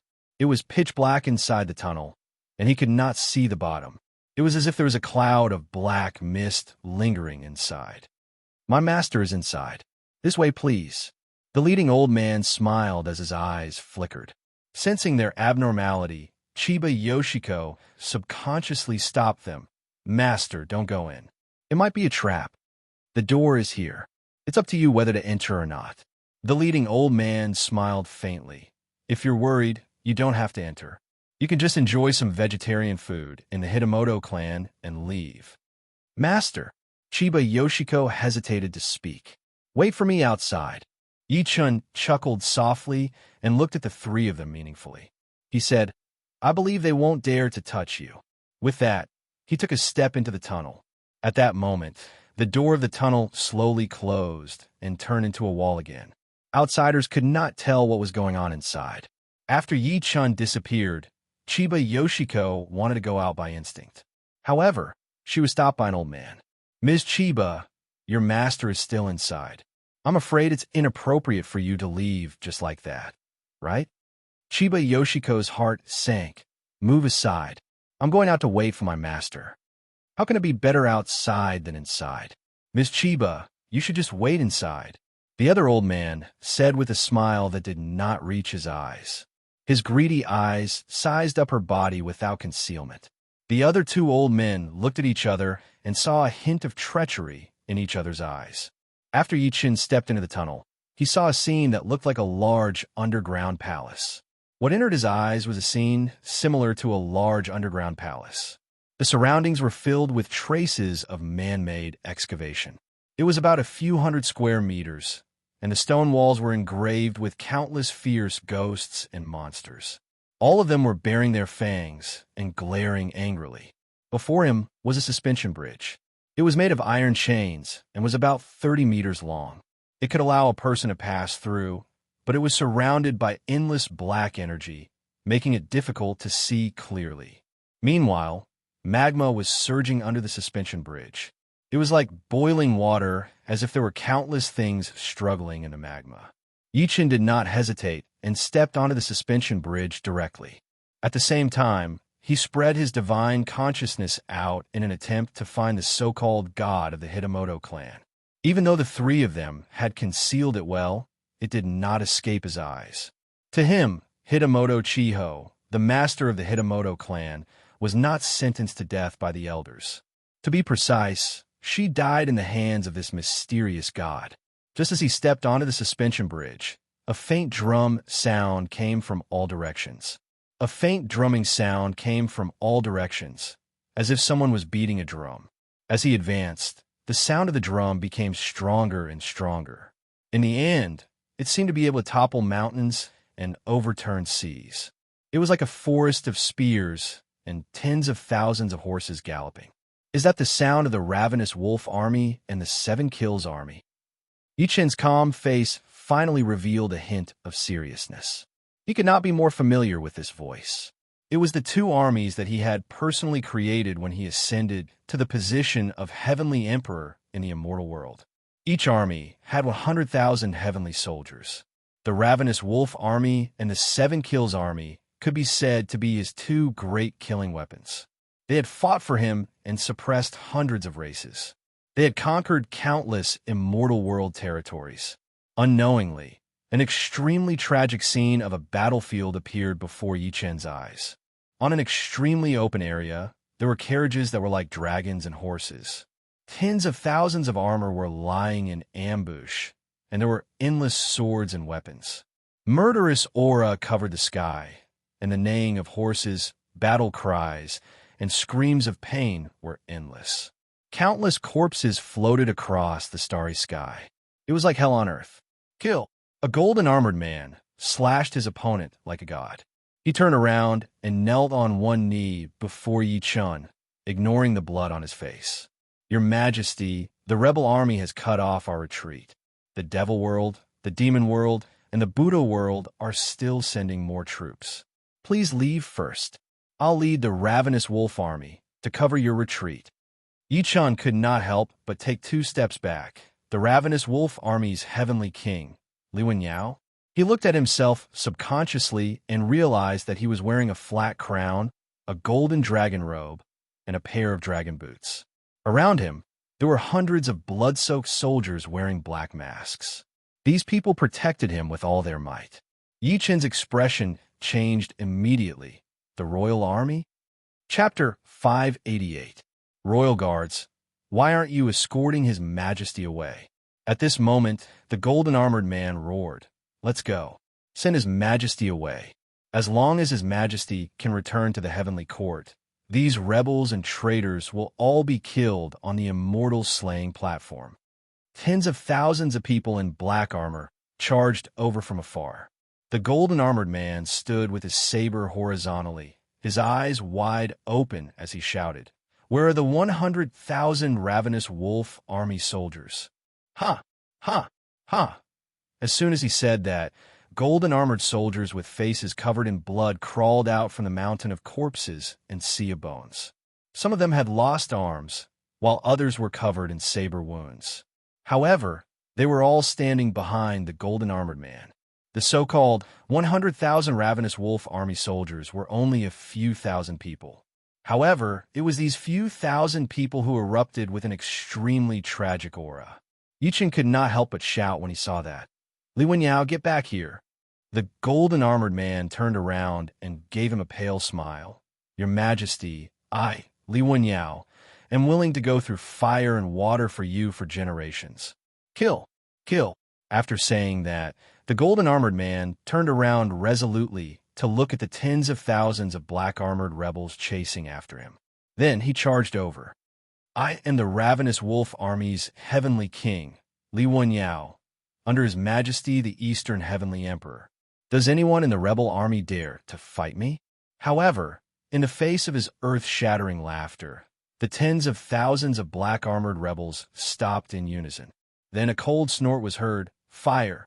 At the next moment, Tens of thousands of spirit-breaking bows covered the sky and earth like an army of locusts, following waves of screams. Countless remaining ravenous wolf army soldiers fell to the ground one after another. Those who survived continued to charge forward fearlessly. Fire! Another round of spirit-breaking bows approached from afar. The golden-armored man's body was pierced by dozens of arrows. Scarlet blood flowed down like a pillar of water. The armor on his body was completely shattered, and his helmet was shattered by an arrow, revealing an extremely handsome face. "Traitor, all of you must die. All of you must die." The golden-armored man spat out large mouthfuls of blood. His eyes were bloodshot as he charged into the He army's camp fearlessly. "Li Wenyao, come back." Yi Chen was enraged to see that. He subconsciously wanted to go over, but he was stopped by the Imperial guards beside him. "Your Majesty, let's go. You haven't lost yet. You still have the mirror-wielding heavenly kings of the 4 heavenly gates." Yi Chen wanted to resist. However, he was held up by someone and kept retreating. He could only watch helplessly as Li Wenyao charged into the rebel army's camp and began a massacre. In the end, he died in battle and was beheaded by a rebel general. "No!" Yi Chen roared in rage. He wanted to struggle, but he realized that he could not muster any strength at all. This was his beloved general, but in order to protect him, she died in battle. A dark-faced, burly man walked out from the Imperial army that was escorting him. He glanced at the rebel army that had caught up again and shouted, "Leave 1,000 brothers to follow me." As soon as these words were spoken, 1,000 royal guards stepped out in unison. There was no fear, no panic, only a sense of self-sacrifice, and only a sense of loyalty. "Hu Yanlei, don't go." Yi Chen's body shook violently. "Your Majesty." The dark-faced, burly man held a pair of iron halberds and knelt before Yi Chen. There was a calm smile on his face. "This is the last time I'll call you your Majesty. Royal guards, follow me and kill." He stood up abruptly and charged over with his 2 halberds in hand. "Your Majesty, let's go." The remaining 2,000 royal guards surrounded him and retreated again. The mirror-wielding commander of the royal guards, Hu Yanlei, died. The 7 Kills army's mirror-wielding heavenly king, Wang Lin, died. The mirror-wielding heavenly king of the southern heavenly gate, Wei Lin, died in battle. The mirror-wielding heavenly king of the northern heavenly gate. As he kept retreating, Yi Chen witnessed the deaths of his generals one after another. There were hundreds of thousands of soldiers with them. His tears flowed slowly. These were all brothers and friends who had followed him since the beginning. They had been with him for thousands of years. In the end, in order to protect him, everyone knew that they would die, but they still did not hesitate, and he could only watch helplessly. However, he had no ability at all. When the royal guards risked their lives to escort him to the stormy gorge, there were only 100 royal guards left from the original 3,000. Every one of their faces was covered in blood, and they were exhausted. If the commander died, the deputy commander would use his life to fill the gap. If the deputy commander died, the chilly arch would continue, followed by the centurion. The highest-ranking deputy centurion in the royal guards wiped his blood and said, "Your Majesty, as long as we cross the stormy gorge, we'll be able to reach the heavenly court. Please hold on a little longer." As soon as he said that, waves of tsunami-like voices suddenly came from all directions of the stormy gorge. "Mad Southern Yi, where do you think you're going? Mad Southern Yi, where do you think you're going?" Countless flags and human heads suddenly appeared out of thin air from all directions of the stormy gorge. There were rebels in black armor, the army of the demon world, the army of the devil world, and the army of the Buddha world. As far as the eye could see, it was densely packed, almost filling the entire stormy gorge, causing the entire world to be filled with a murderous aura. "Protect His Majesty." The expressions of the remaining 100 or so royal guards changed at the same time. They set up formations to protect Yi Chen. At that moment, a man in a red robe rode over on 9 dragons. His handsome face revealed an incomparably ferocious expression. "Master, 5 of the 6 heavenly kings under you, the north, south, east, west, 7 kills, and ravenous wolf have died. One has surrendered. To put it bluntly, you're now all alone. At this point, he did not hide the pride on his face. Now that you've been sealed by us with the ultimate kill formation and blocked by 1,000,000 troops, you won't be able to escape. Surrender. As long as you hand over the heavenly policy, I can spare your life on account of our relationship as master and disciple. Amiba, a dignified monk with 3 flowers on his head and a Bodhi holy light lotus platform, slowly walked out. He pressed his palms together and said with compassion, "Benefactor Yi, you've killed too much and have fallen into the demonic Tao. Why don't you convert to Buddhism and let this old monk recite sutras for you?" A huge, black-faced god-fiend with 2 horns on his head stood in the air. "Heavenly Emperor Yi, you can be considered a leader of a generation. As long as you're willing to surrender, I, Apollo, can represent the devil world to spare your life. Mad Southern Yi, you're already at the end of your rope. What are you waiting for if you don't kneel and surrender?" An extremely enchanting woman with her navel exposed laughed out loud. "Ha ha!" Yichen lifted his eyes and looked around. He glanced at everyone and suddenly laughed out loud. "What did I, Yichun, do to make the Western Buddha Master, the Southern Demon Emperor, and the Northern Demon Monarch work together against me?" After saying that, his gaze finally landed on the red-robed young man who was sitting on the carriage pulled by 9 dragons. He laughed maniacally. "Yuan Xuan, I don't care about others, but as my disciple, I've treated you well. However, you're bent on killing me. How pathetic." His laughter was mixed with endless mockery and sorrow. His laughter seemed to make the entire world lose its color. "You refuse a toast only to drink a forfeit." The red-robed man's expression turned cold as he flew into a rage out of humiliation. "Since you're unwilling to hand over the heavenly policy, don't blame me for being ruthless." With that, he waved his hand. Over 10 people slowly walked out of the crowd, and behind them were a few people. It was Su Yuhan, Meng Meng, Yi Wu Shuang, the patriarch of hell Lin Tai, Yang Tian. Meng Meng burst into tears as soon as she saw Yi Chun. "Daddy, save me, save me." P.S. There's still one more chapter. I'll update tonight. Chapter 589. "Daddy, save me, save me." The little girl's cries resounded through the entire world. It was like a bolt from the blue that struck Yi Chen's heart. Yi Chen took a step back suddenly.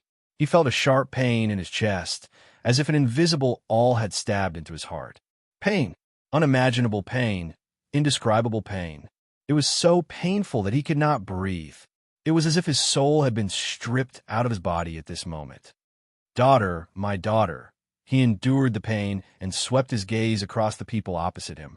There was Su Yuhan, his parents, his second uncle's family, the white-clothed young man, Yi Wu Shuang, the patriarch of hell, Yang Tian, and Lin Tai. An inexplicable rage and panic rose in him. These people were either his closest relatives, his friends, brothers, or subordinates. However, they were all captured by Yuan Xuan. "Master, how do you feel?" Yuan Xuan smiled playfully and said, "I've captured your wife, daughter, parents, and even people related to you. Now that your family is reunited, shouldn't you thank me?" "Traitorous disciple, this is the grudge between you and me. Why do you have to involve my family?" Yichen suppressed the pain in him as his lips trembled slightly. "Master, you're too terrifying." Yuan Xuan stared at him fixedly. "The closer I get to you, the more I can feel how terrifying you are. I'm very afraid of you, really, but I'm also interested in your position. I also want to rule the world and rule the heavens. Therefore, in order to prevent any accidents from happening, not only did I join forces with the 3 realms of demons, and Buddha to deal with you, I even sent people to the lower realm to capture your family. Because of this, I felt that nothing would go wrong." At this point, his expression turned cold. "I've suddenly changed my mind. I want you to kill yourself in front of me. As for the heavenly plan, I'll naturally find a way after you die." "Do you really want me to die that much?" Yi Chun forced a smile. "Of course." Yuan Xuan admitted it openly. "I can't rest easy if you don't die. I'll give you a chance now. Kill yourself in front of me. Otherwise, I'll kill 1 person every 10 breaths. Kneel." He looked at Su Yuhan and the rest coldly. His expression was extremely dignified, and no one dared to defy him. Under his pressure, Su Yuhan and the rest could not resist at all. They knelt on the ground with a thud. Only Ming Ming was not affected. She was still squatting on the ground and crying. Yu Wenxuan reached out and hugged Ming Ming. He ignored her resistance and said to Yi Chun while smiling, "Master, this is your daughter, right? In terms of seniority, I should call her junior sister. Little junior sister's aptitude is not bad, and she's quite cute. You wouldn't be willing to see little junior sister die in front of you, would you?" His eyes were filled with coldness. Yi Chun closed his eyes slowly as 2 streams of tears flowed down his cheeks. He looked like he was in extreme pain. "Why did you force me? Since you don't want to choose, then let me choose for you." Yu Wenxian coldly snorted and pointed at Yi Hai, who was kneeling on the ground. "This is your father.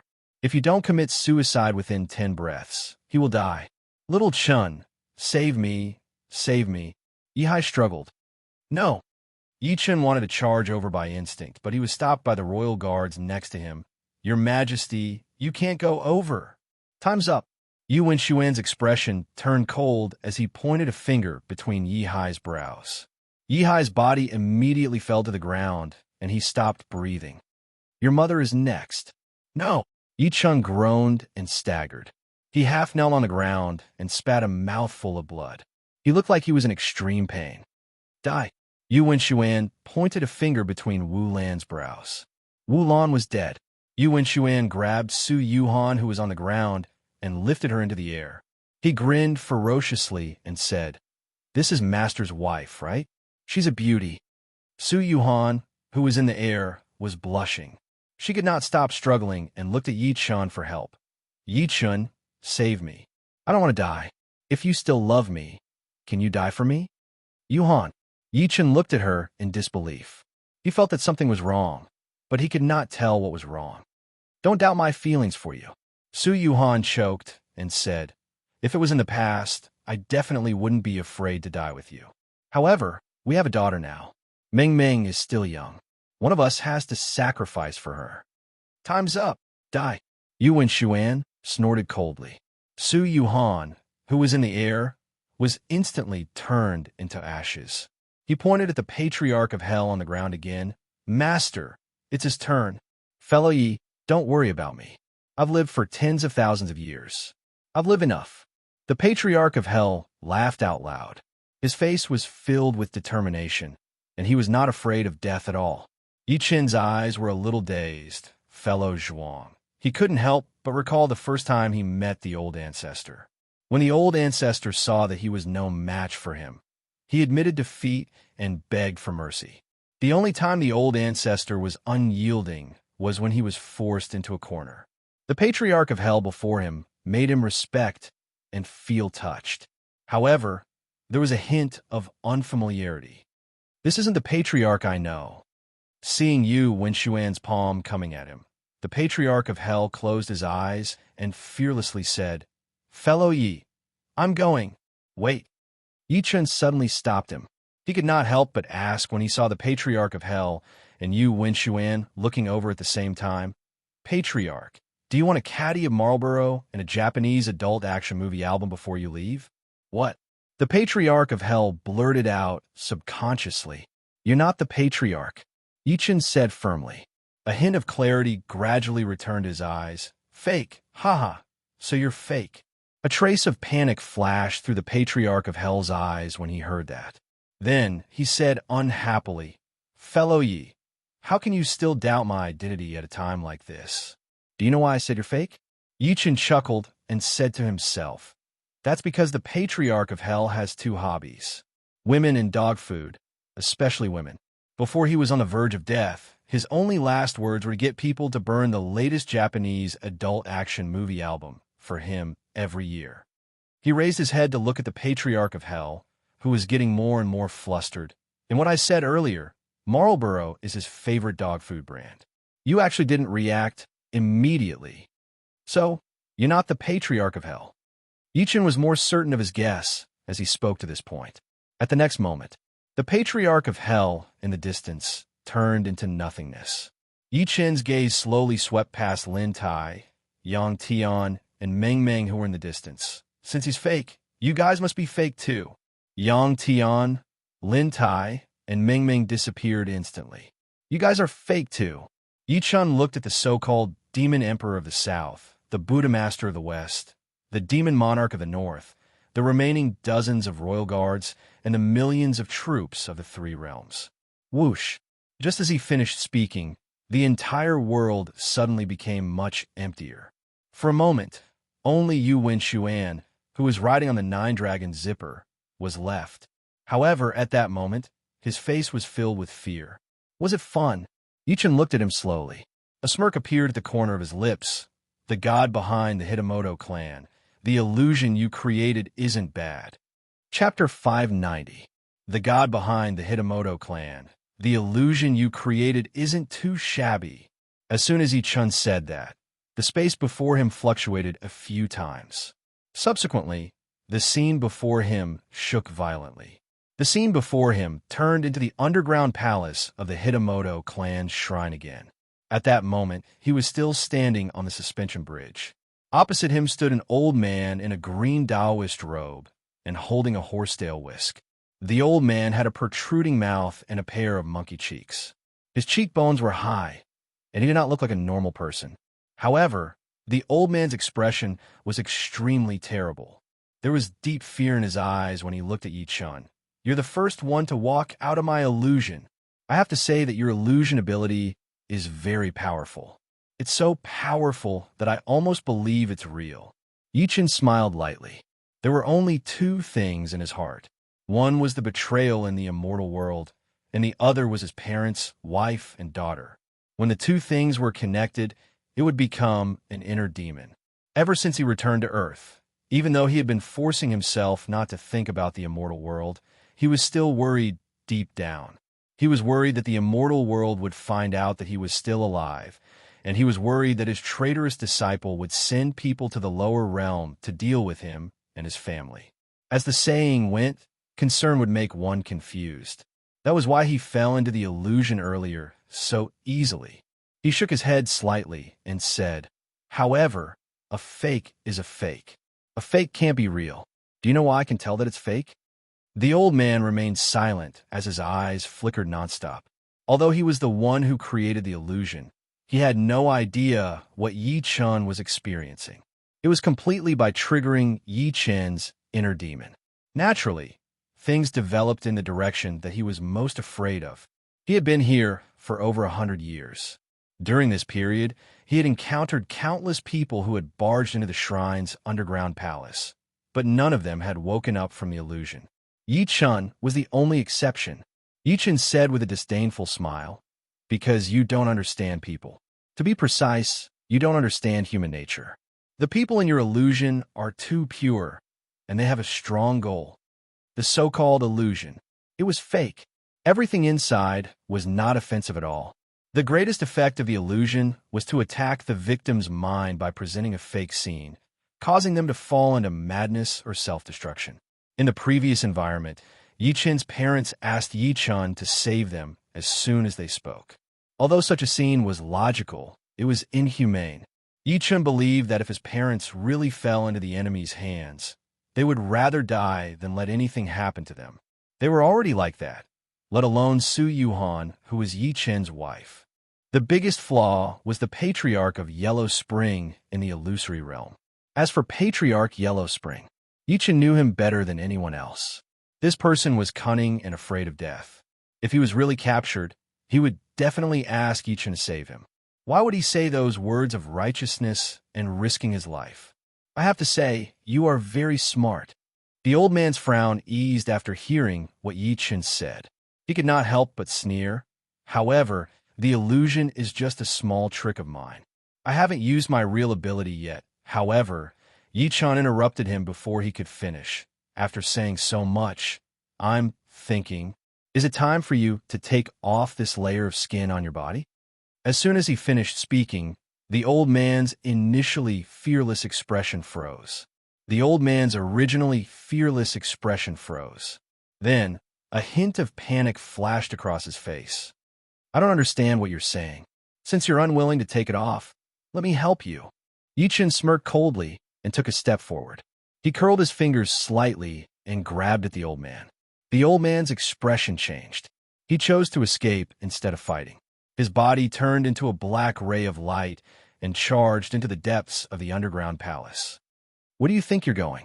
How could he be faster than Yi-Chen, who was moving at full speed? Yi-Chen slapped his back within a few breaths of time.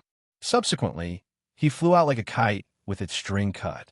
Eventually, he smashed hard into the stone wall, and blood flowed from the corner of his mouth. The old man slowly stood up from the ground. The aura on his body suddenly changed, becoming cold, violent, and bloodthirsty. Since you insist on seeing my real body, I'll let you see as much as you want. You forced me to do this. At the next moment, he stretched out his hand to grab his own face. He pulled it down again. Hiss! With a crisp sound that sounded like a zipper being pulled, a piece of human skin fell to the ground along with his clothes. A hairy thing stood in front of Yi-Chen. It was a monkey that could stand on its feet. It was the size of a 4 or 5-year-old baby. Its entire body was dark green, and its eyes were deeply sunken, revealing only its eye sockets. The most terrifying thing was that its nose was so big that it almost took up half of its face. If one took a closer look, they would discover that it had 3 nostrils. The third nostril was below a normal person's 2 nostrils. It was as thick as a thumb, and it was currently spewing black gas. There was a black demon pattern on its chest.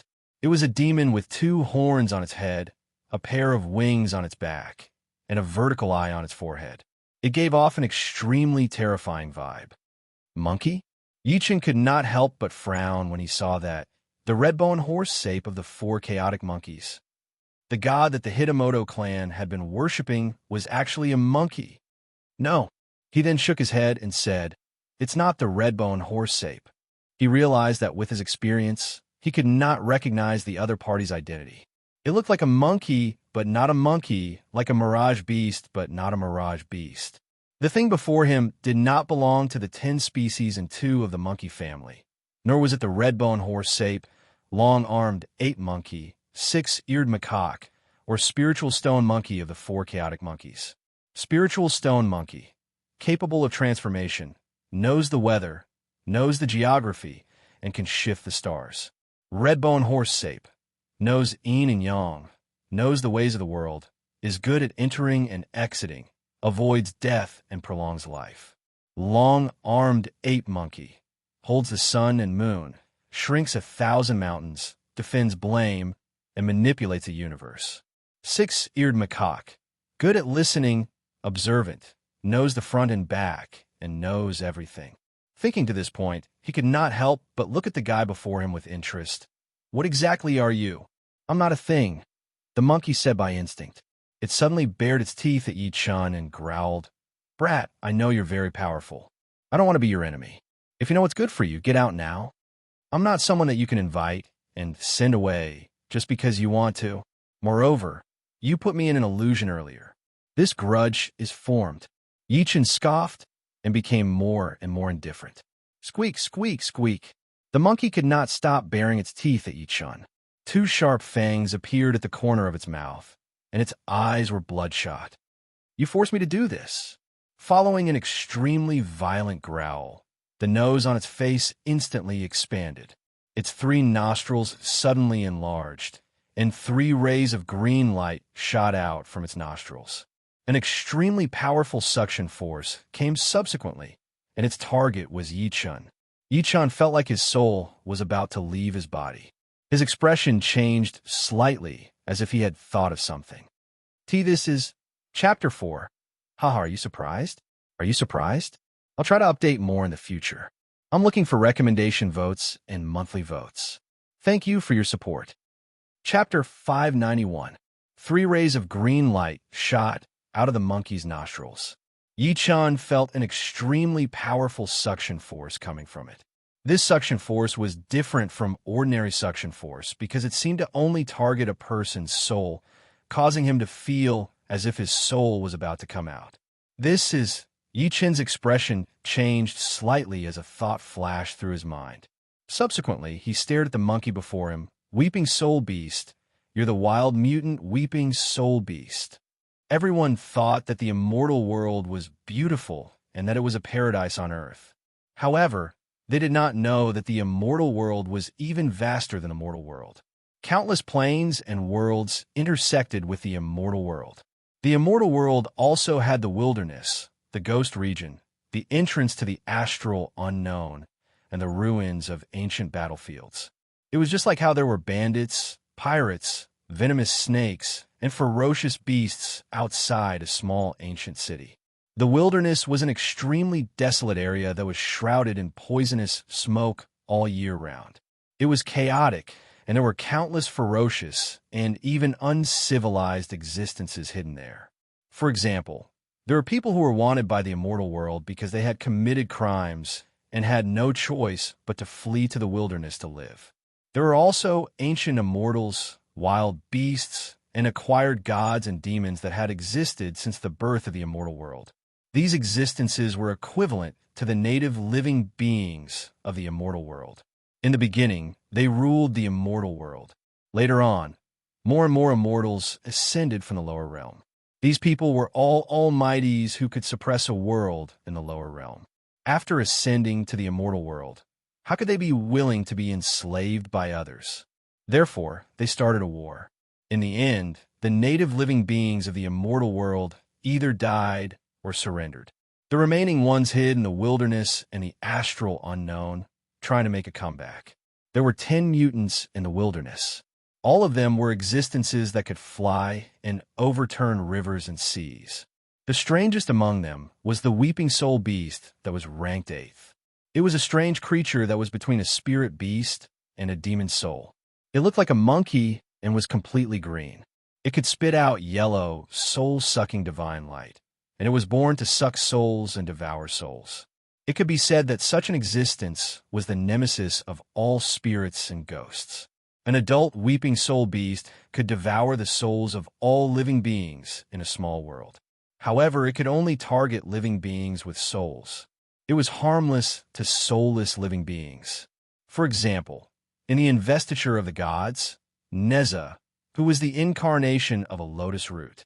However, the weeping soul beast in front of him was at most an infant. But how did the immortal world's wild mutants appear on Earth? Yi-chan came to a realization as he thought to this point. He could not help but say while smiling, "I understand now. No wonder you didn't leave the underground palace to attack me when I asked for the foreign fragment. Instead, you invited me into the underground palace to lower my guard. After that, you set up an illusion to lure me into the trap. You wanted to kill me in the illusion because other than being able to set up illusions and devour souls, you don't have the slightest offensive ability. The reason why you didn't appear to devour my soul from the very beginning is because you have to pay a certain price to use this innate ability. To be precise, you aren't sure if you have the ability to devour my soul." As his voice fell, "So what if it's as you say?" You realized it too late. Not only will I devour your soul, but I will also occupy your body. The monkey's expression became more and more unsightly. It let out a low roar and increased its suction force. Azure light continuously gushed out of its third nostril. It hated. Before this, it had relied on its ability to devour souls to become the Hitamoto clan's most respected god. It was worshipped by countless yin-yang masters in Japan. Every year, countless virgins would be sent to him to devour their souls. Outsiders thought that it was a god and that it was omnipotent. What a beautiful day it was salted fish life. However, as Ichin arrived, it was like a little wife who had been stripped naked and thrown onto the bed. It had no secrets at all. If you were to spread the news that the Hitamoto clan's supreme god was a monkey, and apart from being able to devour souls and set up illusions, it did not have any divine might at all, what would outsiders think of it? Would the Hitamoto clan still be respectful to it in the future? As the azure light between its nostrils expanded, the suction force grew stronger. The soul in Yi-chin's body shook more and more violently. However, Yi-chin still stood with his hands behind his back. He shook his head and sighed. "If you evolved to adulthood, I'd be helpless against you. But you can't now." After saying that, his divine consciousness spread out from his mudball palace. The space beside him trembled slightly, and an invisible energy barrier condensed in front of him. It was a divine consciousness wall condensed from divine consciousness. It could isolate the other party's soul-devouring power. Yi Chen only possessed this ability after his divine consciousness soared after breaking through to foundation building. If he was at Spirit Assembly, he would probably have a headache facing the monkey's innate ability. The monkey stomped its feet in anger. It scratched its ears and cheeks as it roared, damn it, why can't I absorb your soul? I told you can't. Yi Chen smirked coldly. Even the king of hell doesn't dare to take my soul, let alone you. Since you want to play, I'll let you absorb as much as you want. In the next moment, he split a wisp of divine consciousness and shot it at the monkey. His divine consciousness turned into an invisible blade in the air and stabbed at the monkey's nostrils. At the same time, in the room above the underground palace, the three old men from the Hitamoto clan looked at each other. Their eyes flickered nonstop. One of the old men looked in the direction of the stone wall and could not help but ask, Tanagoken, half an hour has passed, but he still hasn't come out. Could it be that Lord Soul Eater succeeded? The other two could not help but flash with joy when they heard that. They respected Lord Soul Eater's ability from the bottom of their hearts, especially after they witnessed Hitamoto Chiho's soul being swallowed by Lord Soul Eater. They became even more terrified. One had to know that with Hitamoto Chiho's ability, not to mention the Hitamoto clan, even in the entire Japan, there were only a handful of people who could compare to her. There was almost no one who could kill her. However, Lord Shikigami had done it. Chiba Yoshiko, who had been calculating the time from the beginning to the end, could not help but stutter when she heard that. What did you do to my master? The old man who spoke earlier, immediately laughed sinisterly. Your master hasn't come out after half an hour. I'm afraid his soul has already been devoured by Lord Soul Eater. Just give up. As he spoke, he could not help but size up Chiba Yoshiko lecherously. He secretly thought about how he would deal with her body after Lord Soul Eater devoured her soul. China's number one? I don't think so. Another old man chuckled and said, he was tricked by our sweet words. He only has brute force, but no brains. How can such a person become a number one in China? What a joke. Chapter 592. If the news of the China number one dying at the hands of our Hitamoto clan gets out, our clan will definitely shock the world. Our status in Japan will definitely be much higher than the other three clans. The three of them spoke one after another, not hiding the excitement and pride on their faces at all. They no longer cared about Chiba Yoshiko, who was beside them. Chiba Yoshiko immediately collapsed to the ground. Her pretty face was pale, and her eyes were filled with despair. Could Master really be dead? Who in the entire Japan could protect her if Yi Chen died? Boom! At that moment, a loud bang was heard, as if a building had collapsed. The entire ground shook violently. A black shadow broke out from the ground and shot into the sky like a cannonball. It directly smashed through the roof before falling to the ground again, creating a huge hole. What happened? Everyone was terrified. At the next moment, an extremely skinny figure leaped out from the ground with his hands behind his back. He landed beside the hole like a god, descending from the heavens. He stood with his hands behind his back and said, I told you can't do it. After seeing the other party's appearance, Chiba Yoshiko, who was originally in despair, was pleasantly surprised. Master, why you're not dead? On the other hand, the three old men from the Hitamoto clan were stunned on the spot. They still maintained the smiles on their faces, but their eyes were filled with shock and disbelief. They were discussing that Yi Chen's soul might have been devoured by Lord Soul Eater earlier. However, Yi Chen appeared safe and sound in the next moment. Did it mean that Lord Soul Eater could do nothing to him if he could come out safely? To be precise, Lord Soul Eater was not his match. Also, what was the first thing that flew out? The three of them shuddered and hurriedly looked at the hole at the side. They were stunned again, and they immediately looked as if they had seen a ghost. They saw a monkey the size of a 4- or 5-year-old child struggling in the hole. The monkey's entire body was emerald green, and its nose was extremely huge. However, its body was covered in cracks. One of their expressions changed. He suddenly looked at the monkey in the hole and seemed to have thought of something. He said weakly, That's right. It's the supreme Lord Soul Eater that your Hitamoto clan has worshipped for hundreds of years. Yi-Chin placed his hands behind his back as a playful grin appeared at the corner of his lips. The three of them were dumbfounded.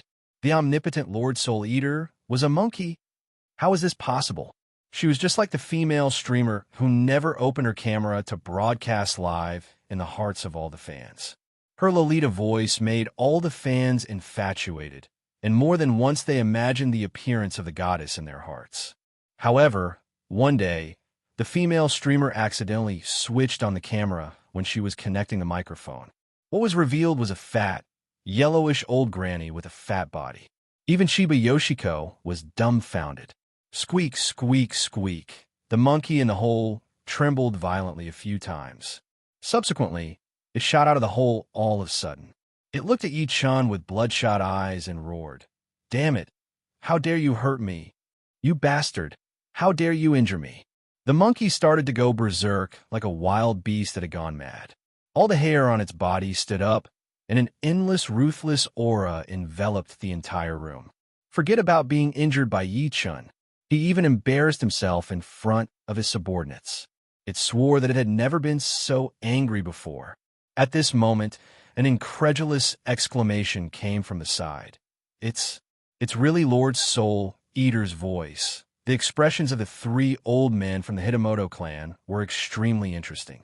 If they still had any doubts about the monkey's identity earlier, or to be precise, they still had a glimmer of hope for the Lord Soul Eater in their hearts. However, after the monkey spoke, they had no choice but to believe it even if they were unwilling to. The enraged monkey suddenly released streams of black energy. At the same time, its body expanded by several times. From afar, it looked like a gorilla. Before anyone could react, it snorted, and rays of green light shot out from its nostrils. They turned into streams of light and enveloped the three old men from the Hitamoto clan. This sudden scene caught the three elders of the Hitamoto clan off guard. By the time they reacted and wanted to move, they realized that they couldn't move at all. At the same time, a huge suction force kept tearing at them, as if it wanted to tear their souls out of their bodies. No, Lord Soul Eater, spare me. Spare me. Lord Soul Eater, we are most loyal servants. You can't do this. I don't want to die. Sensing that the suction force was getting stronger, the three of them were terrified. They kept begging. However, the suction force did not weaken. Instead, it became more and more terrifying. In the end, dozens of black energy shadows shot out from the three of them. As soon as the shadows appeared, they subconsciously tried to escape. Dozens of people outside rushed in subconsciously when they heard the commotion. However, before they could figure out what was going on, countless black energy shadows shot out from their bodies. Bang, bang, bang. All the black energy shadows turned into black energy and were sucked into the monkey's body. Their bodies fell to the ground one after another, and they were no longer breathing. Their faces were dead, and they still retained the fear they had when they were alive. Nearly 100 people had died with a single breath. Seeing that, Chiba Yoshiko felt her scalp go numb. She almost fainted on the spot. One had to know that the three old men were top powerhouses in Japan. However, they died on the spot. Then, she looked at the monkey. At that moment, its body was getting larger and larger. It had grown to over 10 meters tall and broke the roof of the room. It was like a giant. Meanwhile, Yi-Chun and Chiba Yoshiko looked extremely tiny before it. Master! Chiba Yoshiko shrunk to Yi-Chun by instinct. The scene before her was too terrifying. The monkey looked down at Yi-Chun in a condescending manner. It was filled with resentment. "Brat, you ruined my plan and everything. I won't rest until you're dead." Subsequently, it lifted its foot and stomped on Yi-Chun. If that stomp landed on someone, there would definitely be nothing left of them. Yi-Chun grabbed Chiba Yoshiko, who was so scared that her legs were jelly, and retreated immediately. A loud bang was heard. The room they were in collapsed by the monkey's stomp, and a huge footprint was left on the ground. Thud! Thud! Thud! The monkey's hatred grew after its attack failed. It ran toward Yichun quickly. Every step it took caused the ground to shake violently. Stand aside. Watch, I'm going to kill this bee *starred. Yichun grabbed Chiba Yoshiko and cast the gravity tactic. He then tossed her hundreds of meters away. He then lifted his head to look at the monkey before him. I don't like to look up at others, so you'd better lie down. P.S. There's still one more chapter. I'll update tonight. Chapter 593. I don't like to look up to others, so you'd better lie down. Yichun smiled in disdain when he saw the monkey, who had expanded, stomping on his head again. He stretched his fist out and held the air lightly. His aura changed suddenly. Divine Punch created in 33 days. 6-style Quake Hammer. As soon as he said that, a terrifying force spread out with him as the center, extending for 1,000 meters. It was as if space had been shaken by his hand. Bang! The surrounding buildings froze for a few seconds before turning into dust. This caused the monkey and him to be completely exposed to the world. Countless people who had been alarmed by the previous tremor and had yet to figure out what was going on were instantly stunned when they saw this scene. Oh my God, what's that? What a huge gorilla. That's not a gorilla. It looks a little like a monkey. God, how can there be such a big monkey? Could it be the great sage, heaven's equal in Chinese mythology? Divine Monkey, quick, kneel, and kowtow to the Divine Monkey. That young man is going to be stomped to death by the monkey. At that moment, countless people stared blankly at Yichun and the monkey. All sorts of exclamations came out of their mouths. The timid people were so scared that they knelt on the ground and kowtowed to the monkey. Some bold people took out their phones to film. Yichun ignored all of that. Instead, he threw a simple punch. There were no fancy movements, but it made the hair on the monkey that was stepping on him stand on end. Oh no! The monkey's body stiffened, and a deep sense of horror flashed in its eyes. It subconsciously wanted to retreat. Although it had fallen into a berserk state, it still retained a hint of rationality. A strong sense of danger surged inside of it under Yichun's punch. I told you, after your innate divinity lost its effect on me, you're a tiger without teeth. Yichun scoffed coldly. He was like an arrow that had been pulled to its limit. Subsequently, he shot into the air abruptly. His body turned into afterimages as he charged at the monkey. Everyone on the ground was in an uproar, and their jaws almost dropped to the ground. That young man can fly. Duck, are you sure he's not filming a sci-fi movie? Is he filming The Rise of the Planet or Tarzan of the Apes? Roar! As an incomparably shrill scream rang out, countless people felt a piercing pain in their eardrums. They hurriedly and subconsciously covered their ears with their hands, but even so, their ears still rang. Under everyone's shocked gazes, Yichun punched the monkey's soul hard. As the monkey let out a blood-curdling scream, one of its legs exploded on the spot, which then caused a series of reactions. The other leg, thigh, abdomen, chest, and head all exploded one after another. Flames burst out in the air, causing many people to close their eyes immediately. Chiba Yoshiko was shocked. Master, killed Lord Soul Eater with one punch? Too strong. If one were to take a closer look, they would discover that there was a green stream of air within the ball of flames that was rapidly shooting towards the horizon. However, its speed was getting slower and slower, and there were traces of blood dripping down from time to time. He's still alive? Naturally, Yichun saw that. Surprise flashed across his face. Subsequently, he turned into a few afterimages and chased after them without hesitation. His idea was simple. An existence like the Weeping Soul Beast was too heaven-defying on Earth. If he could not subdue it, he would destroy it. The reason why he was not afraid of the Weeping Soul Beast's soul-devouring power was mainly because after he broke through to foundation building, his divine consciousness had already increased by several times. The Weeping Soul Beast's soul-devouring power did not affect him much. However, if it were anyone else, it would be a disaster. The man and the beast chased each other from Miami City to Kagoshima. After crossing hundreds of kilometers, Yichun finally found the monkey's footprints at a cave entrance in Kagoshima. Yichun stood at the entrance of the cave.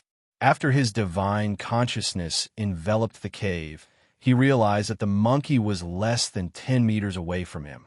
However, it was lying on the ground, panting heavily. Scarlet blood kept flowing from the bottom of its left foot. Its body had once again grown to 40 to 50 centimeters tall. "I know you're here." He was not in a hurry to enter. Instead, he placed his hands behind his back and shook his head. "I'll give you a chance now. Submit or die." Squeak, squeak, squeak. When a monkey in the cave heard what he said, its eyes were replaced by scarlet again. It subconsciously wanted to get up, but its body fell to the ground again. Its breathing became weaker and weaker, and its eyes began to dim. Clearly, it was on the verge of death. It would rather die than go out. Its consciousness gradually became blurry. It recalled itself more than 100 years ago. It woke up one night in a Japanese nature park. It was ostracized because its size and appearance were different from other monkeys. The Monkey King chased it away, and the other monkeys threw stones at it. It could only leave the park and wander to a human gathering place. In the end, it realized that humans were even more despicable than the previous monkeys.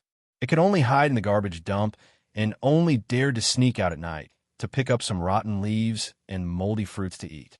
Even so, it was still chased by wild dogs. Winter came. It was cold and hungry, shivering in a ball of torn cotton in the garbage dump. An old scavenger found it when he opened the garbage dump. The old scavenger was not the first person it saw, but he was the first person it did not sense any hostility from. The old scavenger brought it home. It was a dirty and smelly shantytown. The old scavenger fed it some rice paste and placed it by the fire. Only then did it survive. After coming back to life, it had a new understanding of humans. After that, a scene appeared on the streets of Japan. An old scavenger carried a bamboo basket on his back and held a metal hook in his hand. He went to various garbage dumps, and there was a green monkey sitting in the bamboo basket. The monkey was very smart. After following the old scavenger for a few days, it learned how to classify the garbage, which was useful to the old scavenger, and which was useless. Therefore, every time the old scavenger was sick at home and had no food to eat, the monkey would sneak out at night to pick up garbage or run to the kitchen of a rich family to steal some food or even run to the clinic to steal medicine. The old scavenger raised the monkey as his son. The monkey did not know what kind of feelings it had for the old scavenger. Savior? Kindred? Father? It did not know anything. It only knew that the old scavenger treated it well. One day, the old scavenger was seriously ill and was getting thinner. The monkey heard from the doctor who came to see him that he needed an extremely precious medicinal herb. This herb could only be found in the county. Therefore, the monkey secretly rushed to the county in the middle of the night. Relying on its memory, it finally arrived at the county with great difficulty and stole the herb. When it returned to the old scavenger's house, it found that the old scavenger was gone. According to the neighbors, it turned out that the old man's son, who had not seen him for a long time, heard that his father was seriously ill, so he returned home early. There was a rumor that the house was going to be demolished, but the old man refused. In order to covet the demolition money, the old scavenger's son carried his seriously ill father up the mountain, intending to dump him in the mountains. This kind of custom was common in Japan at that time. That was the first time the monkey was furious. It chased into the mountains, and when it found the old scavenger had already been dismembered by wild beasts. It turned out that the old scavenger's son had encountered wild beasts while carrying the old scavenger into the mountains. In his fear, the old scavenger's son had abandoned the old scavenger on the road and fled down the mountain in a panic. The monkey had never felt so angry before. It vaguely felt that something had happened to its body, but it did not care. It went down the mountain to find the old scavenger's son. In its rage, the monkey felt that its nostrils were extremely itchy and blocked, making it difficult to breathe. After it sneezed, it swallowed the old scavenger's son's soul. That was the monkey's first time devouring a soul. After that, it was as if the door to a new world had been opened. Be it humans, ghosts, or demons, none of them could resist it. The old scavenger's death completely buried the monkey's innocence, and it also planted a seed of hatred in its heart. After that, it relied on its ignorant consciousness to become the god of the Hitamoto clan. It was respected by every generation of the Hitamoto clan's master, and the Hitamoto clan would offer many virgins for it to devour every year. In its eyes, humans were not even enemies. At most, they were food. As it thought about it, the monkey's consciousness became weaker and weaker. The color in its eyes became dimmer and dimmer. Finally, it revealed an expression of relief and slowly closed its eyes. Ichin entered the cave in a flash after noticing that. He shook his head and sighed softly as he sensed the life force on its body getting weaker and weaker. You'd rather die from serious injuries than submit to me? In the next moment, 3 medicinal pills appeared in his hand. He melted the medicinal pills into the monkey's abdomen, and then channeled a large amount of spiritual energy into its body. The monkey's life force that was gradually dissipating showed signs of slowing down. In the end, the life force slowly grew, and its vital signs began to return to normal. However, a strange scene appeared. The monkey's body shrank again from 50 centimeters to 40 centimeters, then to 30 centimeters. In the end, it shrank to over 10 centimeters at a speed visible to the naked eye. It looked like it was only the size of an adult's palm, as if it could be held in one hand. The monkey opened its eyes. Ichin was prepared for it to attack him. However, confusion flashed through the monkey's eyes the moment it saw him. Subsequently, it leaped onto his palm with a whoosh and rubbed its furry head against Yi Chen's sleeve. It was very intimate. It did not look like it was treating an enemy at all.